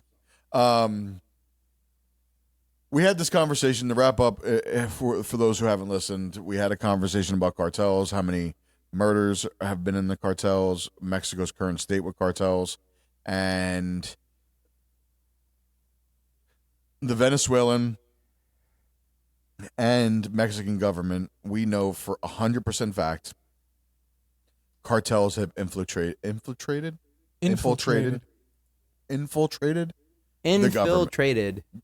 the government. So we have they have elected officials in Mexico and in Venezuela with cartel ties. So And in Venezuela, it goes all the way up to the president, which Yes. is why he has like a $25 million bounty. $25 million reward to bring the Venezuelan president to the United States for prosecution. I think it's 20. is it 20? dead or alive? I don't think it's dead or alive. I think it's Wait a minute. alive. Wait a minute. We got 25 million for him, but we don't have enough to keep the government from shutting down. It's only million. I didn't say billion And we're 25 trillions. million. Yeah. All right. or Just trillion. saying. I mean, it adds up. I got an It adds idea. Are you ready? Unpopular opinion. We could pull back some funding from some other places. The hand. Anyway, Venezuela. It's crazy. That's a targeted attack. Anywho, That looked wild. I just want to say, I mean, how many like dolphins or sea life do you think that messed up? Because it was not just that one missile. There was like a bunch of pellets and shit around. Like, what was that? no, I don't think it was a missile. It looks like there's a missile in the middle. It's like there's two videos, so maybe there's two different things I'm looking at. But the one, it looks like there's they a direct destroyed hit. 3 vessels. Yeah, there's a direct hit, and then the one looks like it's like a buckshot almost, but like massive buckshot from above. So I don't know what would do that. Javelins. Oh, maybe, I guess. I don't Do know, they I don't split up? know. Does it split up and like shoot a whole bunch of stuff and then I the mean, main they have one? shells. They have shells that explode before they actually hit the target. Yeah, I don't know enough about weapons like that. Those kind of weapons, at least. We don't have those where I'm from. They got They AKs. just use AKs. Oh my god. Oh man. I'm just kidding. They don't have those in Morocco. We don't do that. We're the good ones. We're the good ones. We just fly planes. I mean, yeah, we're they just have on planes. supernatural things. Yeah, we just have ghosts and poltergeists and Demons. demons and crazy shit. So, how are we feeling AKs though, are not on this effective on armed this. cartel? How are we feeling? Dude, especially, I mean, the president just went to Congress and said we are in an open armed conflict with non-national drug cartels as a justification for these extrajudicial executions. And he just pulled all his generals. We just talked about that last week. I think we pulled all the generals back to the United States. We only got to saw what was publicized, right?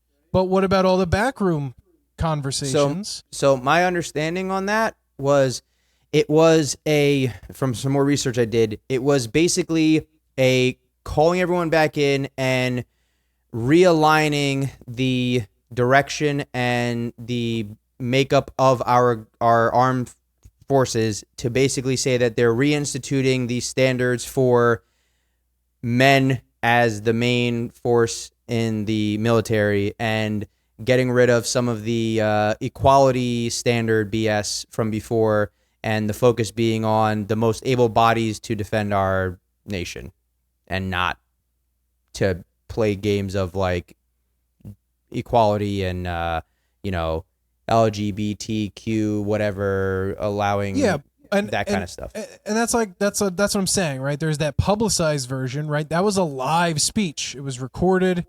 It was put out on the news. Yeah. Dude, the crazy thing is, so I don't know why, but my TV on Samsung TV Plus, right? Like, like I have a Samsung TV. So when you turn it on, it goes instantly to the Samsung TV Plus until you pick an app to watch. Yeah. So there's I don't know why the channel ended up on The Hill, but it's The Hill Live TV, why? right? Like I don't know how it used to be like horror movies, and then it'd be like some, maybe they like change the channels numbers every now and then, or maybe Magda hit a different channel by accident or something. But anyway, they were talking about how the president is trying to weaponize the military. Like What? Wait, the military is like Well, hello. it is a weapon. It What is the our weapon. What the hell kind of commentary is That's that? the number That one was, like, reason so it dumb. exists. I was like, this is the dumbest argument Military. ever. They're trying to weaponize the military. It is the weapon for the government. Like, what the fuck? Anyway, God help us all. I had to throw that one in there. But like so that's all the publicized stuff you see, right? But what about the conversations that were happening off air? Right? Like they didn't bring those generals all the way in just to reset expectations, like That's a phone call. I think it was to get rid of the Navy. I think it was to get rid of that Navy guy.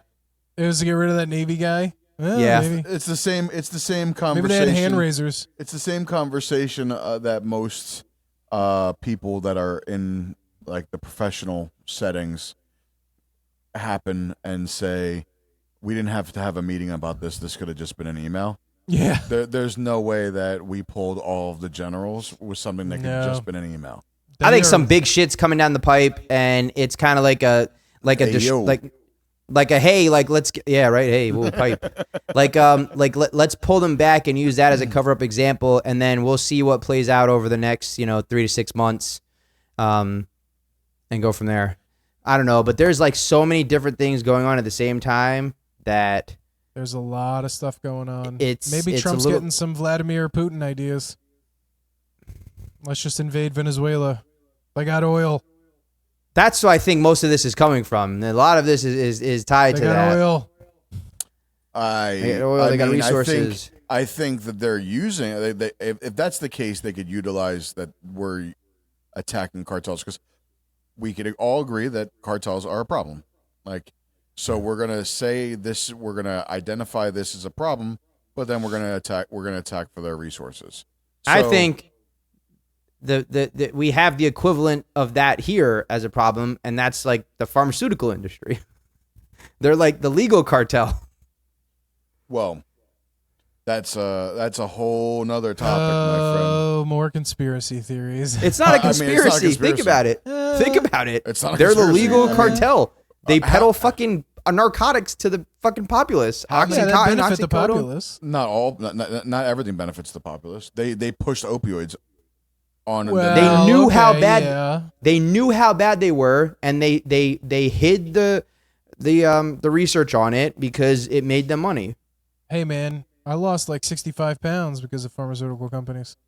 That's great. I Thanks. just pray that you're able to transition off of it and everything be good. transition. Off of the stuff that you're taking. I got it. But I mean, you could lose more For weight that kids. way. listen, For kids. I think part of You know how? How?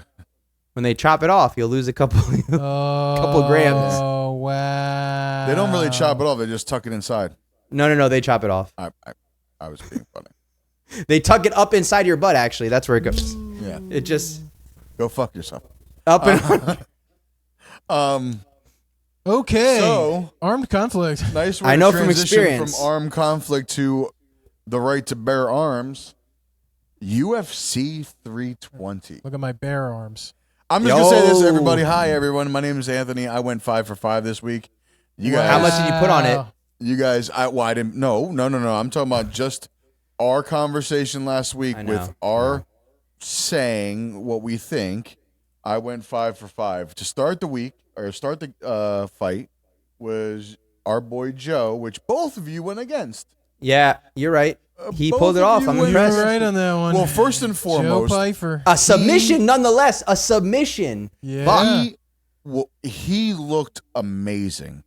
He could have ended the fight on the feet. Like, his power was overwhelming in the very beginning, got him down, got him hurt, immediately went to wrestling, immediately went to grappling, and then all of a sudden submitted him and made it look easy. I'm going to pencil him in to watch I was going to watch him regardless. I don't think he did good up front. What do you mean? It was dicey there for a while with him. In When did he win? What the round? second round? In the second round? The first round, I don't think he won. Yeah, I think he won. I don't think he won the first round. We could watch that. We could watch that again. And then he started coming out with haymakers.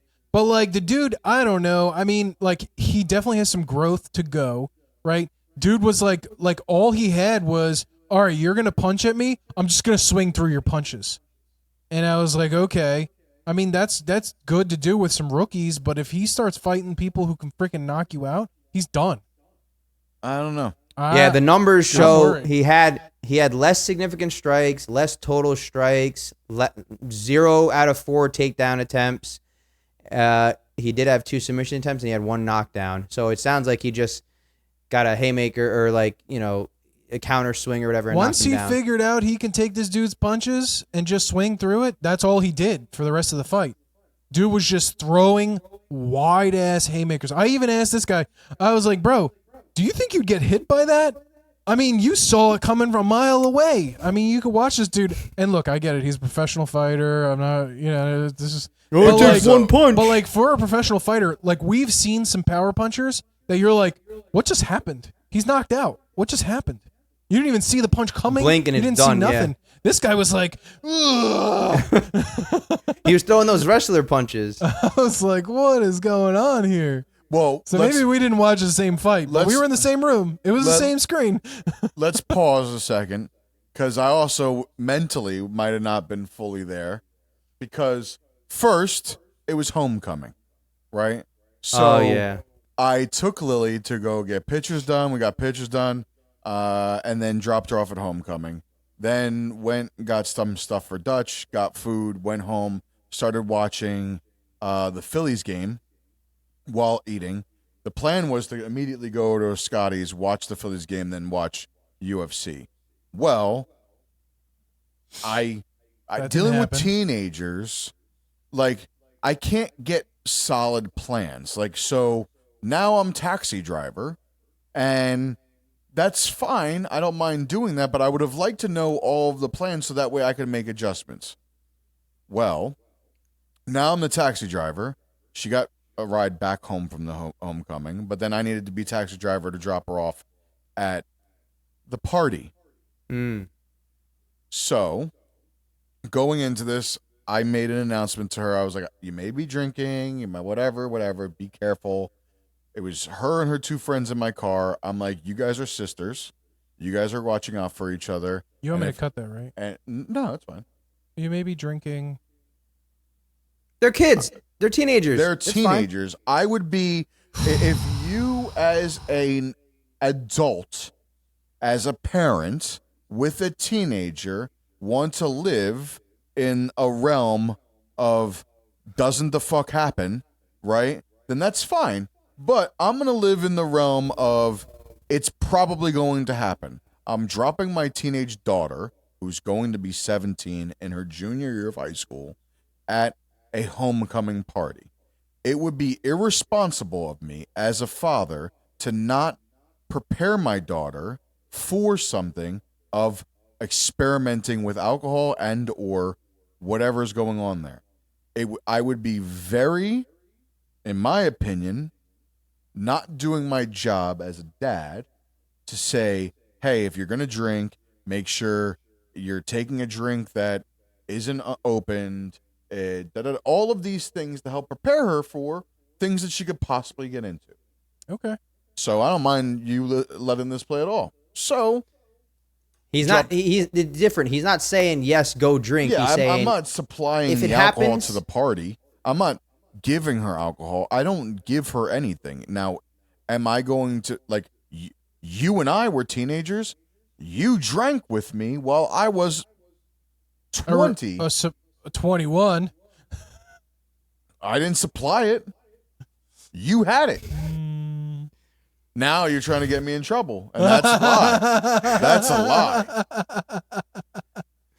You had the alcohol, and I could tell you who got you the alcohol, but then I would be getting someone else involved, and we're not going to do that. I think there's a statute of limitations on there. Plus, there's no custody battle with regard to me and my parents. Right. So, but I took Lily to the party, dropped her off, her and her friends. Now, the house was huge, and there were cars and kids everywhere, right? So this was a big party, so I didn't think any alcohol was going to be there because the parents were going to be there. Because why would you let all of these kids in your house? So from there, I got to Scotty's house. It's about 17 minutes. I got here at 10:05. Fights didn't start to 10:19. Watch the first fight. Watch the second fight. Before Yuri is even coming out, I get a text message from Lily's friend. It was right after the second Khalil fight. fight. Yeah. Oh, no, right before the Khalil fight. Yeah, right before. It's literally Youssef won, and then I said, I have to go. That's right. go Morocco. Yeah, go Morocco. Yeah, I picked up my daughter.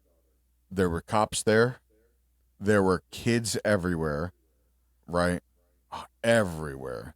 Like, I'm surprised that this family allowed this to go on. Like, all of the cars that were there, I thought the parents were having a party, and then there was also a homecoming party. All of the cars there were for the kids. Oh Like, my god. there was nothing but kids here. And I pick her up. She gets in the car, and I'm like, oh, she is wasted. And I'm like, Lily, if you feel sick, you tell me. Is everyone else okay? 2 of them were like, we didn't drink at all. And 2 of them drank. My daughter and the other one drank. And I'm driving them home. I listened to the Yuri fight, which I'm really upset about because that fight was amazing. Like, listening to it, I was like, It was a really good fight. I was very upset that I'm just sitting there listening to this whole time. So I have to go back and watch that because I didn't get to see it. I saw the knockout, but I want to see the whole fight. Oh, he went night-night. Oh, he went night. He was beating the piss out of him though. Well, before we get into that fight though, so you were not really engaged in the fight, so maybe your perspective is different than what my perspective was. Joe? No. Your whole point was that Your whole point was you had other things going on that night. I'm just saying. We just went through the stats. We just went through the stats. You were wrong. Significant strikes. All right, what were the stats on significant strikes? Significant strikes were 13 out of 18 for Pfeiffer and 18 out of 21 for Abu Sufyan. That's 50% more. We're talking about 5 more punches. 50%. 50%. I don't think they were that strong. Well, they didn't Sorry. hurt. They didn't hurt Joe. Sorry. They didn't hurt That's Joe. significant. Those were total strikes. Significant 11 out of 12 for Abu Sufyan and 6 out of 10 for Joe. 100% more. Yeah, well, some were more significant than others. Joe's were clearly more significant. Obviously. That's what I was saying. He was swinging through this guy's punches. But so yeah, so He then would take 2 punches and hit him with one giant haymaker. So the Yuri fight I didn't get to watch.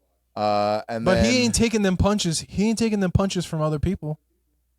I think he will. What weight class is he? He is middleweight. Middleweight. Yeah, there are middleweights who would rock his world. Let's go to Fighting at 185. Yeah, that's a tough weight. That's a tough division. 185 is like yeah. Can you get some fucking power. continue with the. Who was next? Who was next? Khalil. No, sorry. Yusuf. Oh no, No. Khalil versus Yusuf and Josh. Yusuf and Josh Emmett. Josh Emmett. Josh Emmett needs to retire. Yusuf Zalal and Josh Emmett. Yeah. I mean, look, like, bro. I mean, Josh Emmett is a brawler. He is. What they did say. I think he was a high school wrestler. So he has some sort of wrestling background, but like the dude, Oh, he's 40 years old. He's Yeah, he needs to antiquated. retire. He's antiquated. Like he needs to change his style. His style is not keeping up with what the UFC is doing, and Zalal outskilled him. He was too quick. He said he held back too. Made it look real simple. Yeah. I mean, no offense to Josh. I think Josh is at the stage of his career where if he would have won this fight, I could say, all right, go for one more title shot run. But like, he lost this fight. There's no title shot run. I think it's time to hang the gloves up. That's Yeah. my personal opinion. Yep. But Zalal, man, I don't know. I mean, he's got a long way to go. I think. I mean, he did good in this fight, but I don't know what I like the weight class he's in. I'm not sure that's gonna. He's on a 5-fight win streak though. Sure. I mean, yeah. When you fight bums for 4 fights and then you fight another bum for your 5th fight, you're gonna win. Oh, sorry. He's actually on a 6-fight win streak. He beat Emmett the last time they fought in 2022. Yeah, but he didn't fight any significant Oh, wait. fighters. I'm What looking weight at the wrong class? person. What weight class is he in? I'm looking at the wrong person. I thought he just lost a fight. Who? I thought he just came off a fight that he. Oh Who? no, it was like No. not a good fight. The last Zalal fight. It was like not a good fight. That's right. He was Sorry. apologizing. He was apologizing to Dana about how terrible the fight was last time he fought. Featherweight division. Yeah, I mean they're very technical in featherweight. They're very technical in featherweight because it's tough to have enough power to knock somebody out at featherweight. Wasn't Mighty Mouse in featherweight, or was he? I don't remember. Well, let me look. Mighty Mouse. I'm gonna run through these names real quick. We have Urkram Aleskarov. What do these names mean? He is ranked 15. We have Marvin Vittori, Paulo Costa, Roman Doldezais, Jared Connier, Michael Page, Brendan Allen, Robert Whitaker. I think Joe has a solid fight with all of the names I just mentioned. Joe is not ranked at the moment in middleweight, and all of the names I mentioned 15, 14, 13, 12, 11, 10, 9, 8. So he could fight Acosta too? Huh? Acosta? I mean Acosta. Paulo Acosta, didn't you say him? Yeah, Paulo Costa. Yeah. You think Joe can take him? I think Joe can take him. I think Joe needs the next fight. Joe needs to break into the top 15. I mean, this guy that he just fought was ranked 15, I think, and lost. So now he's not even there. Yeah. But Joe needs another fight, I would say between 12 and 8. So that way he could become ranked and then start going on a title run. I don't think he's ready to even be in the realm of that at the moment. But I think he deserves to get tougher competition to see if he can continue to grow and learn. Yep. Then we had Zalal needs tougher competition. Zalal's ranked number 9. Well, we'll see how he does. Let's look. He's from Morocco. He's gonna win. Talking to your mic. He's from Morocco. He's gonna win. This is Muhammad's favorite fighter right now. What was he, featherweight? Well, the other ones all Yeah, let me down. featherweight. So So Josh Emmett was ranked 8. Then you have Brian Ortega, Arnold Allen, Aljamain Sterling, Lerone Murphy, Yair Rodriguez, Diego Lopez, Masar Evolov, and Volk he is not in the realm to fight Volk. No, he's not in the realm to fight Diego Lopez. Yeah, he's not. Well, no, he needs to fight. He needs to fight. In my opinion, he needs to fight one of the three: Brian Ortega, Arnold Allen, or Aljamain Sterling. And depending upon how he does in that fight, would be where he takes the next step forward. Yeah. But I think that's going to be the tough competition for him. We'll see what he can do. Then that brings on the Yuri versus Khalil Roundtree. I had Yuri winning this fight. You guys both went Roundtree. No, I didn't go Roundtree. I went Yuri. Did you? Yeah. I'm going to check the tape. Go ahead. I didn't go Roundtree. I know for a fact I didn't go Roundtree. Okay. You and Corey Sanhagen. This was a great fight. It could have went either I did go way Corey Sanhagen. at any point. And then Khalil ran out of gas. Dude, I just saw him go to sleep. He looked like a bloody pulp, too. He was getting his ass beat. Oh, he was. Oh, yeah. Yuri, man, he reminds me of Manny Pacquiao. It's an What? Everyone that fighted Manny Pacquiao said technically Manny's still fighting, so I'm not wrong about saying that. Fighted is not a word. Fought. That's not a word.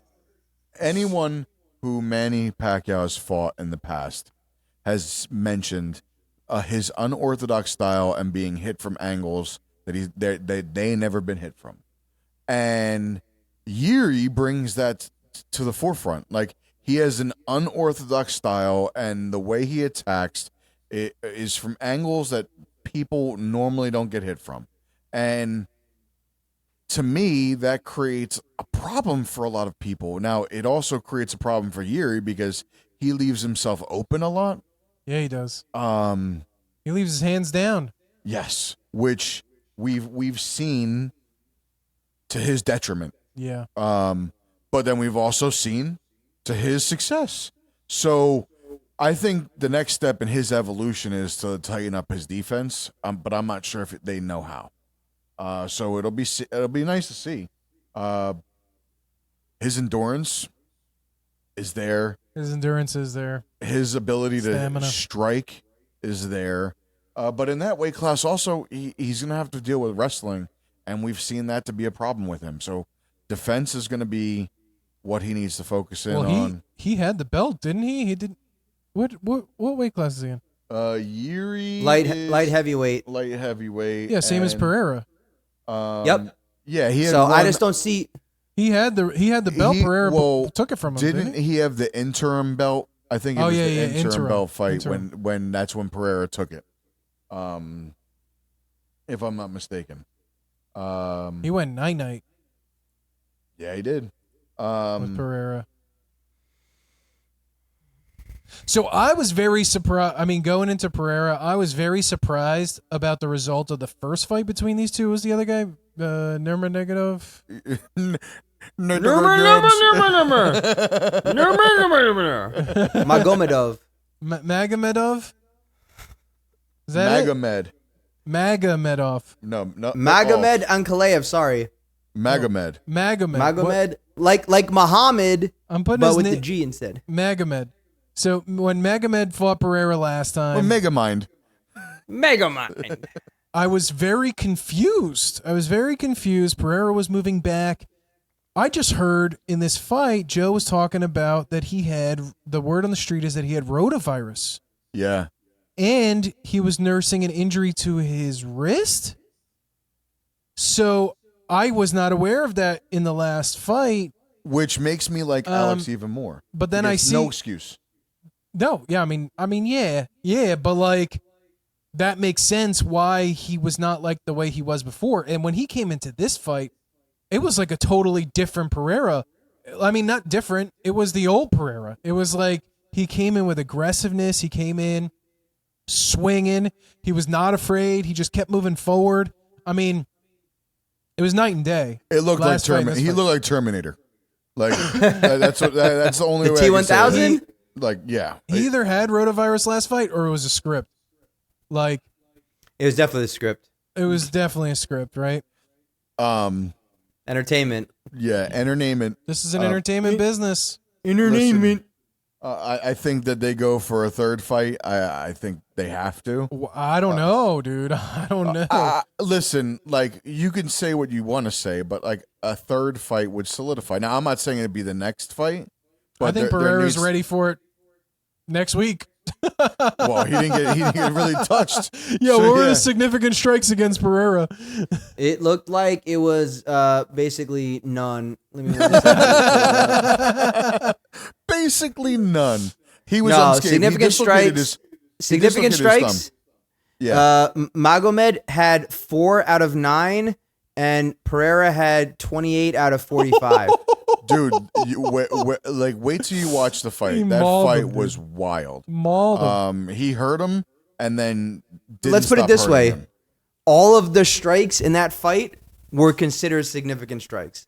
Yeah. All of the fight from both sides, all of the shots were considered, all of the strikes were considered significant strikes. Wow. We skipped the fight before we got there. I want to say I apologize Oh, to we Corey did? Sandhagen. Oh, I'm going to apologize to that right now. Muhammad went on, and he was the only one that had Corey winning this fight. Corey looked really, really good in the first round. Second round, he lost, and then it got really, really close. in the third round, and the fourth round, and the fifth. I don't round. think he lost. Oh, no, I there's don't- only 3, 4. There's 5 rounds. I mean, let's put it this way. In terms of total It was strikes, 4 or 5. what do you mean? in 2 terms judges of scored total, 4 rounds. No, they didn't score. One round was 10-8. The second round was 10-8. That's right. That's right. So, go ahead, Muhammad. in terms of total strikes and everything, they were not very far off. It was 60.9% for Merab and 58% for Corey, but significant strikes, Corey had a 43.5% and Merab had 43.0. But when it comes to takedowns, there were Oh, 20 Marab, dude, he was a 20 beast. out of 37 attempts for Merab and 0 out of 0 for Corey. So, yikes. But yeah, Corey wasn't trying to take him down, really. Hell no, he doesn't want to do that. He's He not trying wanted- to he fucking wanted wrestle to the guy. stand and bang. Them Merab- Georgians or Russians or any of those whatever you want to call them, his Eastern Bloc countries. His endurance is wild, Merab. He didn't stop going. He didn't stop moving forward. Was constantly grappling. All of that is wear and tear on the body. Now, to Corey's defense, every time he took him down, Corey got up. Corey had a way of getting out of his grasp. He uses the cage to scrape him off. Like, Corey did everything he needed to do in regards to not being stuck somewhere. Where Corey lacked was what his corner kept saying is, you need to keep moving forward. You're moving backwards, and he's catching you moving backwards. Lead with elbows. Like, some of the things he did that fight could be touched in and fixed, but he had a really good performance, in my opinion. It was a lot closer than I thought it was going to be. I thought Merab was going to wash this guy, but it was a good fight from a perspective of, like, him still being in the fight. And that's kind of what I was hoping would have been the case, because based on having seen him fight before, I mean, like, he's not a slouch, like, but obviously it's Merab, so it's kind of like, you know, the deck is stacked against him, but at the same time, I figured maybe there was a chance. We have a fight night coming up this weekend. We have fights every week, boys. We have there's not a lot of named individuals. I have to do some research on some of these guys. I like these fight nights because they're stacking the cards with solid solid non-numbered individuals. But the main event is I Love Ira versus Gamrot. So I love Ira versus who? Gamrot. I don't even know who We the have hell a that number is. 4 versus number 8. So Oliveira,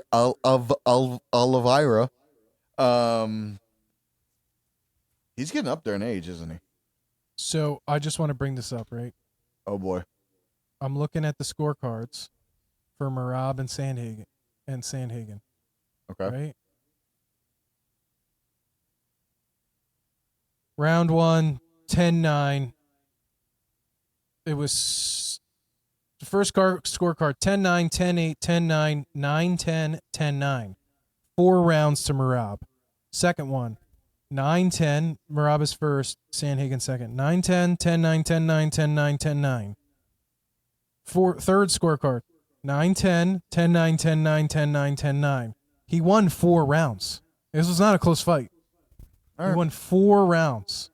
Just because someone won the fight, won the round, doesn't mean it's not necessarily a close fight. It was not. He was dominated the whole fight. He was dominated from a perspective of like constantly being wrestled against. He was a rag doll. Okay. I mean, look, okay, if you have power, great. Okay. That helps you in light heavyweight. We see that with Pereira. It didn't help enough where he couldn't stop the wrestling. So what? Dominated. We're not. There was one round where Merab got hurt, which is why you'll see the 150-45 card where, first of all, nobody, only 2 of them said 10-8 rounds. But the 4th round is where Merab got hurt by Sandhagen, and that's the one round that Mike Bell, the first judge I spoke about, gave to Sandhagen. Listen, but outside of that, we also have the reason why I'm saying what I'm saying, and I hear you. I'm not disagreeing with you. We watched Merab fight O'Malley twice and wash O'Malley. Not like wash. Worse than he did Sandhagen. We watched him fight Nurmagomedov, wash him. We watched him fight Cejudo, washed him. We watched him fight Jan, washed him. Like, we watched him fight Aldo, washed him. Like, we're not talking about like Merab is went on a run fighting huge name. Like, I thought O'Malley was going to beat him the first time. O'Malley was manhandled that whole fight. Sandhagen at least stood there and had a fighter's chance some of the time and hurt Merab. Like, I didn't see Merab hurt in any of the fights that I mentioned. There were times that Sandhagen landed on Merab this fight, and I was like, "Oop, there's a shot. There's a chance." And then Merab went right to wrestling again. So, like, I hear you. I'm not disagreeing with you. I'm looking at it from a perspective of all of the other fights that he fought and how he looked in comparison. And Sandhagen gave him a fight. all right. At least he was able to get out of the grasp. UFC record for takedowns. You went to sleep during one of O'Malley fights because O'Malley was just neutralized. He not really went to sleep, but I don't actually go to sleep during fights. Somebody else does. no, that's bullshit. No, you go to sleep during some fights. All right. Well, thanks so much for joining us again for a great episode. We didn't even get a chance to touch on entertainment, but we didn't really watch any movies. I do have some shows. There is the new Ed Gein doc that came out on Netflix. I don't know who that is. That's run by Monster, and who's playing Ed Gein is a really one of my favorite actors of recent, which is damn, why is his name Jack Teller from Sons of Anarchy. I don't know who that is. Did you not watch Sons of Anarchy? I don't know who Jack Teller is. I don't know who that is remember either. That person. Jack, did you watch Sons of Anarchy? Yeah, I watched The all. main guy, Jackson. Jackson. Oh, okay. Jax Teller. Wasn't his Jack Teller? Oh, I thought you said Jack Teller. No, Jax. I was like, oh, Jax. Oh, Yeah. yeah. I forget that guy's name all the time. Yeah, He's I was. good though. He's been in yeah. a lot of other good stuff too. He was in King Arthur. We Yep. liked King Arthur. Yeah, Also shot by whatchamacallit that I really like, who did Snatch. Why? All these names are running from me right now. But the guy who did Snatch, the King Arthur. I forget his name too. Why am I? Guy forgetting his Ritchie? name? Guy Ritchie. Guy Ritchie. Yeah, Guy Ritchie. Yeah, but he Got was you. also in that Matthew McConaughey movie. What was it called? Where he was like this drug kingpin, the weed kingpin in England. But that was Guy Ritchie too. Yeah, it was. Yeah, Also yeah, yeah. Peaky Blinders? No, Matthew McConaughey. The Gentleman. Oh. The Gentleman. The Gentleman. Oh yeah. And which is now a TV show, which that show is actually really great. Yeah. Yeah, but isn't but there's look only one forward to season of our- it, I think. I think What's there's that? going to be a second season. I think there's going to be a second season. But look out for our review of Tron next week. Yeah, we got Tron. Mohammed, you're watching we're- Tron? Yeah, we're watching All right. Wednesday. I'm watching in 40X, bro. He's like, I'm watching. I'm sitting right next to him. I'm watching. And I think I'm gonna watch the Smashing Machine this week too. I'm not gonna watch that. Oh yeah, this is a rock hater. I forgot. I have no interest The in rock that. hater. All All right. right, thanks for joining. Yep.